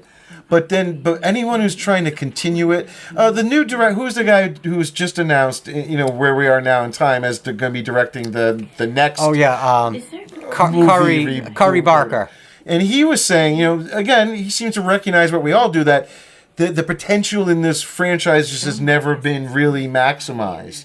Because everyone does see something there. Yeah, I thought it was interesting, actually, for our listeners in the past, present, or future, where the new Texas Chainsaw Massacre is being developed, movie with director Curry Barker, and he really elucidated this idea that in his mind there's so much terrain that hasn't been mined. That's interesting, and the idea they're also thinking about developing even a television show. But so that makes me also think about, like, the film we're going to do next, right? The 2003 remake, Platinum Dunes, which was very successful, hugely over $100 million. But then, why didn't a series of sequels work for them? They did. But I mean, did it work? Did they? I mean, it was like diminishing returns. Yeah. But there's like Texas Chainsaw Massacre: The Beginning, which I think is the next film after that. And then there was like one called Leatherface, one called Texas Chainsaw 3D. I don't think those two are Platinum Dunes, but there was at least two Platinum Dunes Texas Chainsaw Massacre. But I mean, like, you know, they didn't seem to also pull off, even though they had a hit with starting over. Right. Someone's shepherding or someone's taking, saying, "Hey, right, we had this. We can start from the beginning and do a couple of let's start again. Of movies, let's have another sequels chance that are connected and work and thought out." It again switches hands. They do prequels. They do, you know, I don't know. It just doesn't seem to me to lend itself to that idea of going past the sort of a one-shot deal. You know, maybe I'm wrong. Maybe somebody will pull it off, but they really could have done like a Platinum Dunes cinematic universe where you set up all these slasher characters from the past in these rebooted ways, like that are all sort of stylistically and aesthetically fit with each other. Yeah. You just like the Marvel characters, you introduce the individual characters and then you start pitting them in together and weaving them. Yeah. And eventually you could have done a Platinum Dunes movie with all of their characters. I don't know. That was kind of before that was a thing, I guess. This is a great scene. I love this. Well, this feels closer to the tonality of the original film. Yeah, she's almost got to escape. If only there was a bullet in her chamber. But the crazy he's about to go, the way Leatherface is cowering, and see, I think what probably was going on is they're so just sort of in their characters that a lot of this is probably just completely improvised. I love that McConaughey is playing it like he's listening to something that's not there. He's looking up, and he's like completely disengaged. Yeah. Like he's having a beer, and he's watching or listening to some other show that's happening above him that we don't, you know. Geez, remember the old glass ketchup bottles? Yeah, I know, huh? Right, it's weird how everything used to be glass. Right. But did everybody just throw away glass? I love, like, these are the big effect. Like, oh, look at that. It's just the classic, though, you know, the blood tube behind a knife. Like, that's the gore level in this movie. The most basic ever. Which you know, again, I get it. It's an 18-year-old kid doing makeup effects with no money and for the first time ever. But, you know, again, you're doing Texas Chainsaw Massacre. Probably big. I could see, like, this kid comes and he's got a lot of spunk and he's got some talent, maybe putting him on as like an apprentice or something, not hiring him to run point on the entire production. I think they he did a serviceable job. They had somebody willing who was going to do work it for cheap, dirt cheap. Yeah. Just for he didn't know any better. Just for the experience. Yeah. And to say he was part of this franchise, God bless him for it. Yeah. Or if you try to stop me, I'm gonna blow your fucking head. And Henkel definitely is even still a little critical of some of the choices, some of the things the kid pulled up, like that greenhouse that we see Leatherface. Kim Henkel hated the way that came out. Oh, really? Oh, yeah. I love it. That's what I mean. Look at. She's freaking game. Look at she's letting him put his boot on her neck. Yeah. And I love this poor girl. It just becomes comedic that she's still around, bleeding out, set on fire, all that stuff. That's gonna happen. But this is what I mean.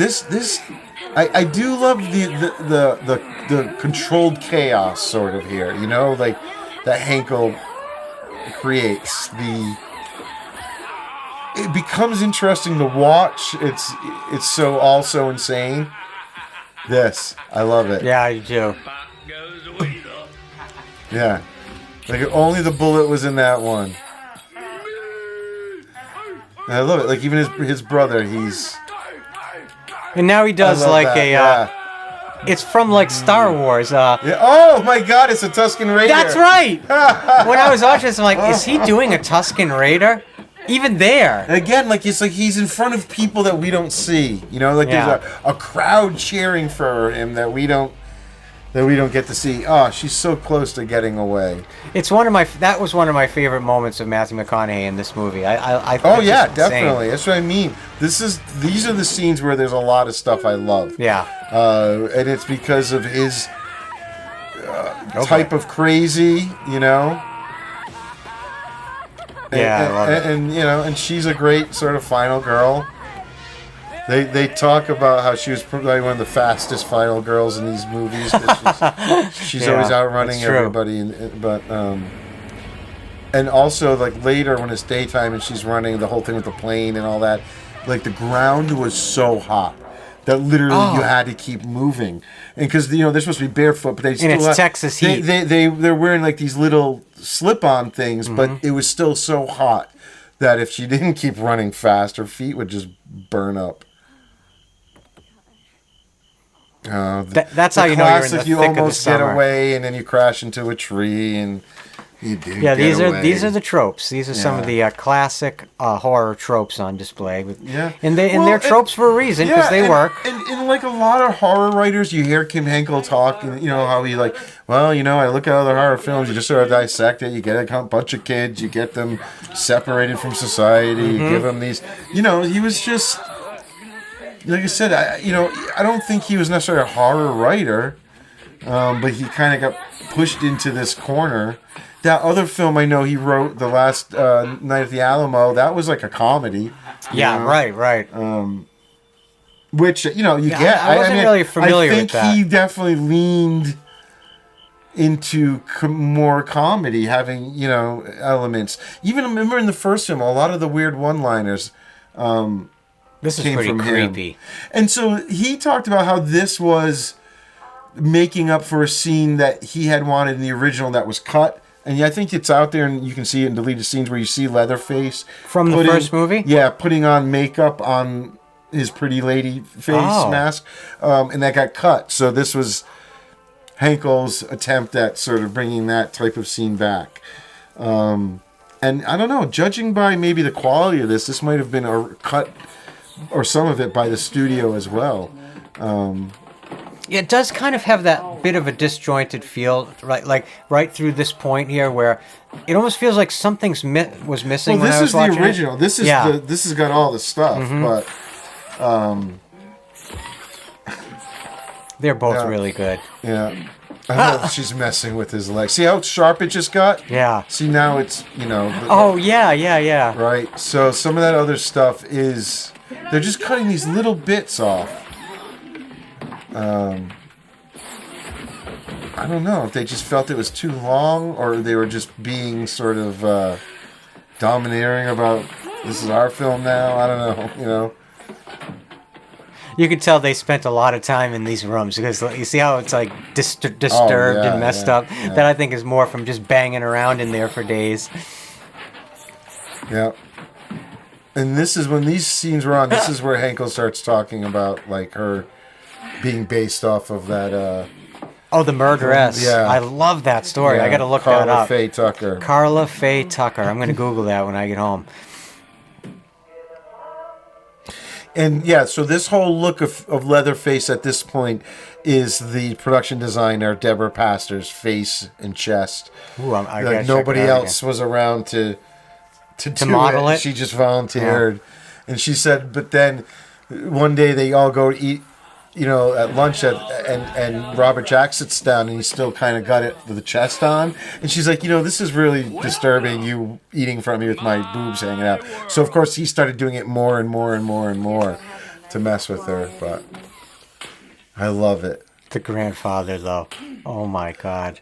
So one of the cooler things, though, that the production designer Deborah Pastor did in this scene, she was able to, when she was going around Texas, she found out the story about somebody who had still one of the original bone chairs that Bob Burns had made on the original film, and she tracked it down, and they let her take it for this, and it's the chair that the grandfather's in.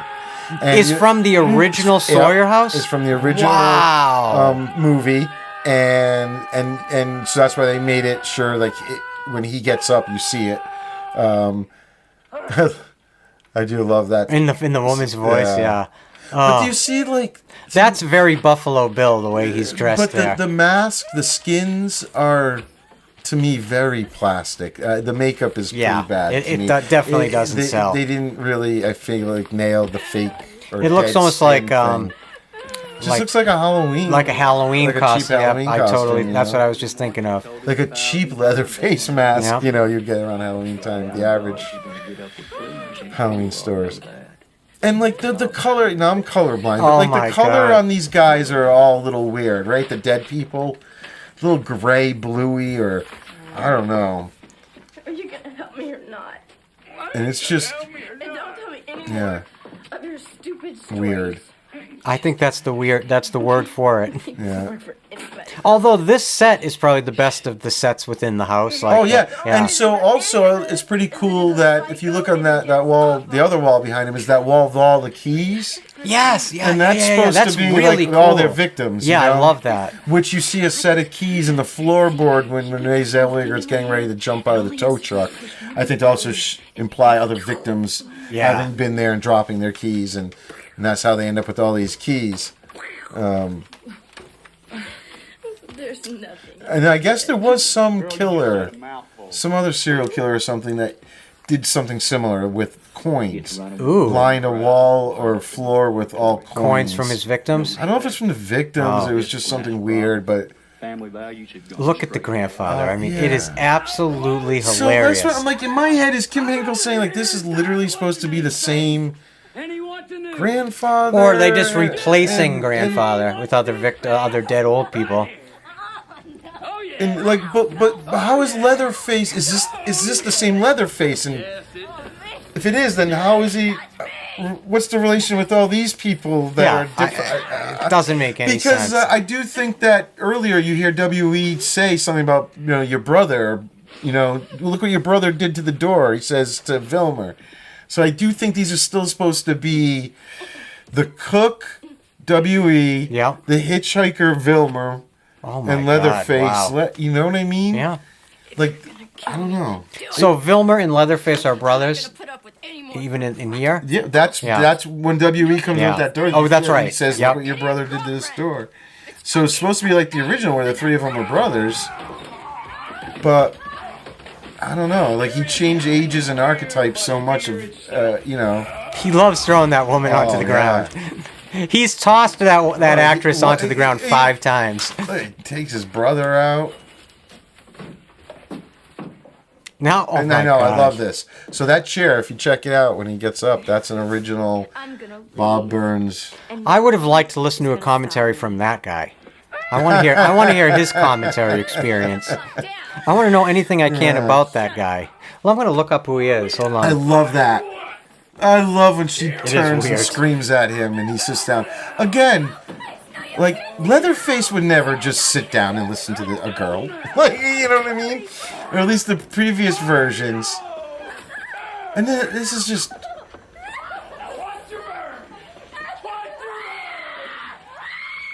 this is where it starts to get really just, like, silly what they're doing to this girl. So the actor who plays Grandpa in this Yeah. movie, his name is, it's a very actorly name, Grayson Victor Schermacher. Wow. Yeah, I like that. Wow. Said John Dugan, the original 1974 We're getting Grandpa, there. We're getting there. actually appears in this film. Yeah, we're oh, getting okay. there. We're getting there. I didn't notice that one. Yeah. He does? There's that end hospital scene has got the I saw three Paul cameos. Partain and Marilyn Burns, but I didn't Yeah. recognize that. Yep, and all three of them in the same scene. The cop that's talking to Renee, that's the guy who played the grandfather in the original. Oh, okay. Oh, all right. That makes Okay. sense. Because he was like a kid. Remember, he was also like, in the original, he was like a really young dude. Oh, and here we go. Rothman. Now, this actor,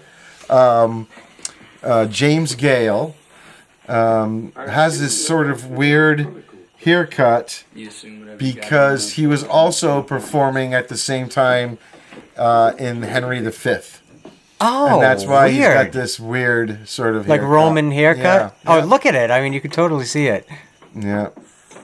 And again, not to keep hopping on the makeup effects, but when this guy lifts up his shirt and we see That bizarre the rings branding. and the branding or It's whatever terrible. it is, it's so bad, right? I couldn't, mean, at first like, I couldn't quite figure out what I was supposed to be looking at. you just kind of can see the big thing that's just glued onto his stomach. I like- thought at first he had like some sort of thing, like an shirt or something. I was like, oh wait, I think that's his skin. Like, what the frick? And again, I think Henkel just went weird to imply other things, but didn't really have any of it thought out, you know, as much as everybody wants an answer. Right. Like, because he said, like, he was being asked, literally, like, you know, what does it all mean? He goes, and then he goes, I'm sure the guy asked him, he was like, you know, you hate being asked it all the time. He's like, I don't mind being asked. He goes, it's just a hard thing to boil down to and something that makes sense to other people, when in my head it was sort of just a culmination of things, ideas, feeling, you know, there isn't necessarily a definitive story behind what's going on with this guy, you know, in Henkel's mind. So you can really do what you want with it, you know. Look at like the way that the sideburns are shaved, like you would if you were doing an old like classical play. Yeah. There's a bunch of footage of this guy just hanging out, talking with Henkel in that documentary from the day he went in to get his chest. To get it stuff done, yeah. plastered up, and you know. I like that Vilmer's a little bit submissive to him. Oh, yeah. Because he wants to be a part of the group. Right. Right. Exactly. You are here for one reason. And one reason. And again, this actor is also the type of actor that makes you just kind of stop and. I want to hear you say you understand. And McConaughey's little grunting. Like, yes, it's like yes. it's like it's just hard for him to contain it. Like his crazy wants to boil out. You know. Yeah. To know the meaning. It's really good. It's too bad the whole movie just couldn't have leaned into this I mean, level of that's what I thinking mean. Like and the acting writing. is good. Yeah. It's just. Because it's something challenging. And It's interesting. In a way, what's awful is that this guy is explaining that they're supposed to be subjecting these townsfolk, you know, to horror. But we did not get any There's horror. no horror. There's not the slightest bit of I mean, horror. I know the idea that I guess they're running over their friends and they are killing people, but I don't know. It doesn't get conveyed as a story to its audience, you know? Yeah, right.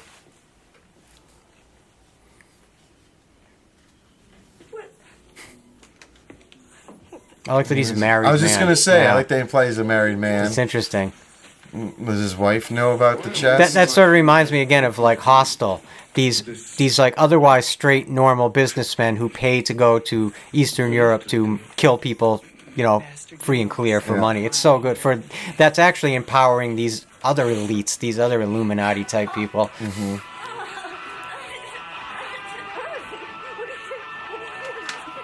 Oh God.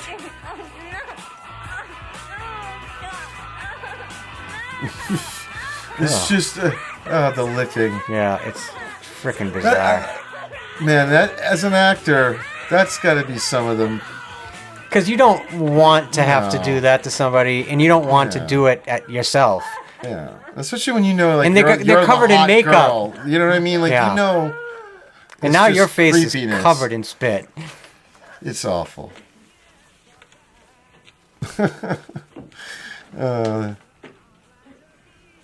But it's horrific, it works in a way. The pizza. Yeah, so weird. I mean, he does a good job in establishing a unique thing within the narrative that's different for a typical horror movie towards the end. It just kind of throws you off a little bit. I love that. Now he's just gotta crush that girl's head. After all that, she finally. And he's having a moment there. Yeah. Beat red. In the sound of the Yeah. Again, maybe tying it to his inspiration of someone who has having an orgasm while killing somebody from the. Yeah.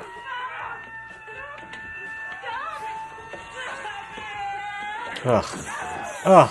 I hate that look of like a straight razor cutting people. And now he's crying. Yeah. I love it. The noises. It's just so insane. And so what is he crying about? That he got yelled at by the guy? Just all of it. This guy is nuts, I mean, why was he doing any of this Look at this stuff? hoarding with all the newspapers. That's what I'm talking about. That looks really creepy. Yeah. Oh yeah, don't forget. We're supposed to have a chainsaw. Yeah, quick. Let's get a quick chainsaw sound in before the end. Quick. If we rev it up at the end, they'll think it's been there the whole time. They'll leave happy. Yeah. Oh my God.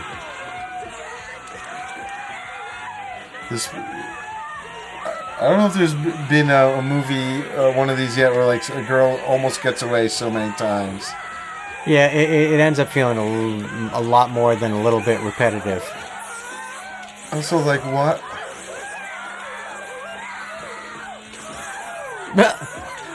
It's just a little weird, too, the way Leatherface just sort of hovers over them, moving it around a lot, but doesn't actually just kill her. I mean, she's just laying there on the floor. Yeah, for people who kill people. Just jab your frickin' chainsaw inside of her. Seems so hesitant to kill Renee for whatever reason.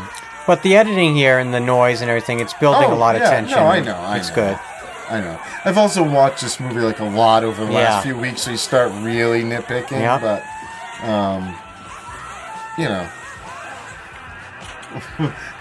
not that suddenly makes the movie a lot better. They're trying to leave you with this exactly what I said, like this sense that, look at all this chaos. Yeah. That really hasn't been there the whole time. Yeah. And what a weird wrap up. I got to admit, even listening to Henkel kind of talk about it and everything, like the crop duster. What the this guy just what is the frickin' comes out of point of nowhere that? and is just recognizes this thing happening and decides to just murder somebody? He's gonna hit somebody with a plane. And also, like, you got three people, right? You have a girl being chased by a guy with a weird leg, but it's and a you guy. don't know what the context is. And then you have another guy, giant, with a chainsaw. These people drinking and driving. And you choose to kill the guy in the middle, not the guy wielding a chainsaw, wearing drag. It's a very freaking weird thing. And this is the thing where they were talking about it was so hot that she couldn't stop running. Yeah, like the ground was like melting, like, you know. Yeah. It was sugary sand, they called it. My word, that man there's got himself a chainsaw and he's And trying again, to cut her up. He's so bad at the chainsaw, really. Yeah. You know what I mean? Yes. That's the only thing that, I don't know. He's sort of just my only criticism of Robert Jacks is he doesn't sort of really seem comfortable with a chainsaw. Like his wielding is very. Well, he didn't get much of a chance to practice with it. I know. They barely wrote any of it into the script. And this is like, I love it. Like, how did he get in the truck? It's so crazy. But it's funny now. They're just binging on repetitive imagery from sequels they've tried to already distance themselves from. I know. So it doesn't make any sense. I know. The camper flipping again. We're back to stunts. You know what I mean? Yep, like exactly. for their spectacle. And I remember Kim Henkel when he was asked about the crop duster thing. Like, you know, what he just referred to. I think he used like a Latin name, like Deus Ex Machina. Maybe I don't know if it was that. It was just this idea and stories of just the hero that comes out of nowhere. Oh, okay. You don't need unexplained and whatnot. And I'm like, all right, but it's just a plane? Like, really? Again, I think he just wrote action and spectacle and not gore and all that, you know? For a movie that had no money to throw in things like planes and RVs flipping and... Yeah, maybe they could have spent it on something else. And the makeup. Exactly. Or maybe they just went, hey, we just saved $1 million in makeup effects. Let's get a plane and let's do a plane That stunt. makeup guy is just asking for $1,500. Boom. That's that. And then he's back out to do his continuous work. He murdered some shit kicker, and now he's back out watering the plants. I guess they had to leave Leatherface alive for possible like sequels, but like, I don't know. And I know it was hot and all that, but by this point, this makeup, this mask, everything, I don't know, looks like junk, I think. Yeah, personally. shit, it really is. You know.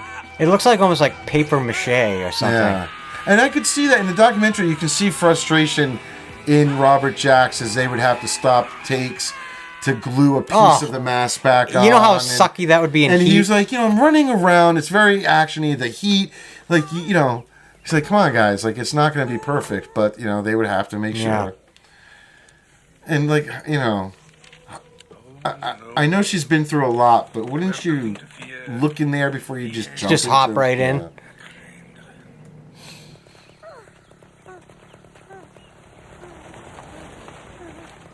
This is a shot, obviously, that was cut eventually. It's very grainy. Yeah. This director's cut. Oh, God. Again, like, I don't know why they felt the need to cut some of this stuff. I really don't. I mean, it's not like it's... I guess they're just trimming any meat or stuff they consider to be extra meat.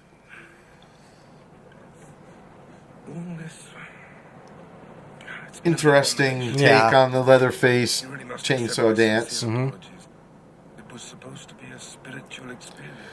Like, if I was her, I would just be like, I would have just lunged right at him. I would have just, you know what I mean? Yeah, like, just do something. You wouldn't, I don't know. Maybe I'm overthinking it, but it is a movie. This movie's just going on and on and on. People like us who... But see, now, is it weird, like, how he's including her? People like us. Oh, well, now because she's basically survived it, so now she's demented. Yeah. It's never been easy for me. Yeah. My many failings. Is he the result of some horrific thing that he transcended some near-death event, and that's how he gets to then try to set it up for others? I don't know. This isn't the first time. I guess I'm doing that thing you're not supposed to do. No. Henkel's like, there's no real answer there. Asking any fundamental questions. So this guy right here is the guy who played the grandfather in the original Texas Chainsaw. This guy? Yeah. Oh, wow. Because look, he's kind of a little guy. You can and see he was young back then. Yeah. And then right here is... Sally Hardesty. Yeah. Paul Partain. Yeah. You don't really see Paul... And I like that Paul Partain is pushing this time the hospital... But she looks back with this, like, knowingly look, kind of like, this sort of like, this is where you don't really escape it. I'm still in a hospital looking like I'm crazy. You know. Pretty cool shot, though. Again, though, it looks grainy to me. I wonder if this is not how the studio ended their movie. Is this that song you were talking about? The song that he did with Debbie Harry? Oh, that's I just don't think so. Yeah. I thought I was hearing music There starting. was, but Yeah. I'm not sure in there which song it was. Even though they had brought back Wayne Bell to do the music, most of it was cut. And even he says he wasn't really happy with how it came out. There's a couple of good themes, but they ended up getting a lot of bands, to do a lot of local Texas bands, and then of course the thing with Debbie Harry and Robert Jackson. But there we go. Mm-hmm. Well, that was a lot of fun. For better or for worse, Yeah. there it is. Yeah, Kim Henkel's first and only directorial. So he never directed again. No. Oh, God bless him. There's somebody named Ian Henkel there. Oh, there you go. It must be related. And yeah, it is great. The documentary does give you, even though it's not a great documentary, it does give you a sense of the making of, the level, the scale. One thing they all do talk about, though, is it was fun. Like, it wasn't full of a lot of, I think, controversy within the people there. They all talked about, even Henkel kept saying, like, it's why everyone have fun. And even they, there was a funny story of when they had to switch from filming at nights to during the day, they all decided, like, well, we're just going to have to stay up all night one night to sort of reset our sleep schedule. So McConaughey organizes a rafting trip down like a river for them to all go down to stay up, help keep everyone going to stay up all night. And, they're telling all these stories like that. It was just a lot of fun, and, it is what it is. Yeah, unfortunately. Yeah. It sits where it sits in the canon, and there it will always sit, most likely. Yeah.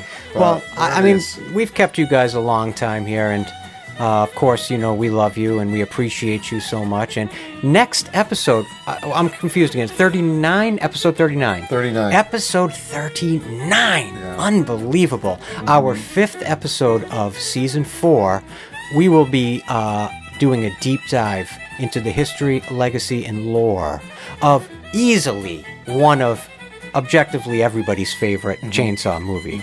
Marcus Nispel and Platinum Dunes 2003 reboot, remake, requel, whatever you want to call it, the Texas Chainsaw Massacre, and you do not want to miss it. Yeah. We got some surprises in store. In terms of remakes, it's one of the better ones. Definitely, right absolutely. It's just an unmitigated banger, in my opinion. Yeah. And of course, once after that episode, we will be doing our halfway through the season live stream, which has become a sort of a tradition, and that'll be after that next episode. Yes. So things to look forward to. So yeah, we'll be back again next time. Anything else you want to add? No, I do. I want to switch, though. At the end of the episodes, I usually say, you eat what you kill. Yes. And you'll say, so is family. But I think, now we've come up with the new tagline that the radio is family. Oh, I love that. Yeah, thanks to courtesy of Mike Hatfield. I love that. I love it. So I'm going to still go with you eat what you kill. Mm-hmm. But you can go with... And I do. The radio is family. And I just, again, want you to know on behalf of both Joe and myself, we sincerely, absolutely appreciate you, no matter where you are in the world. If we're joining you in a car right now, or in your earbud, or walking your dog, or going to bed, or working out, or rehauling a mask, or anything else, we love you. We're so happy to be able to keep you company and spend time with you. And as long as you guys are continuing to enjoy these episodes, we'll continue to make them. So onwards and upwards, we'll be back next time with the history, legacy, and lore of Texas Chainsaw Massacre 2003. That should be a doozy. Mm-hmm. I'm looking forward to that. Mm-hmm. Going back to the beginning in a way. It's going to be a lot of fun. Anything else? That's all I got. All right. I love you guys. Yeah, I love you too. My name, as always, has been Christian White. And I'm Joe Francasio. And have yourself a very happy Halloween, you frickin' scallywags.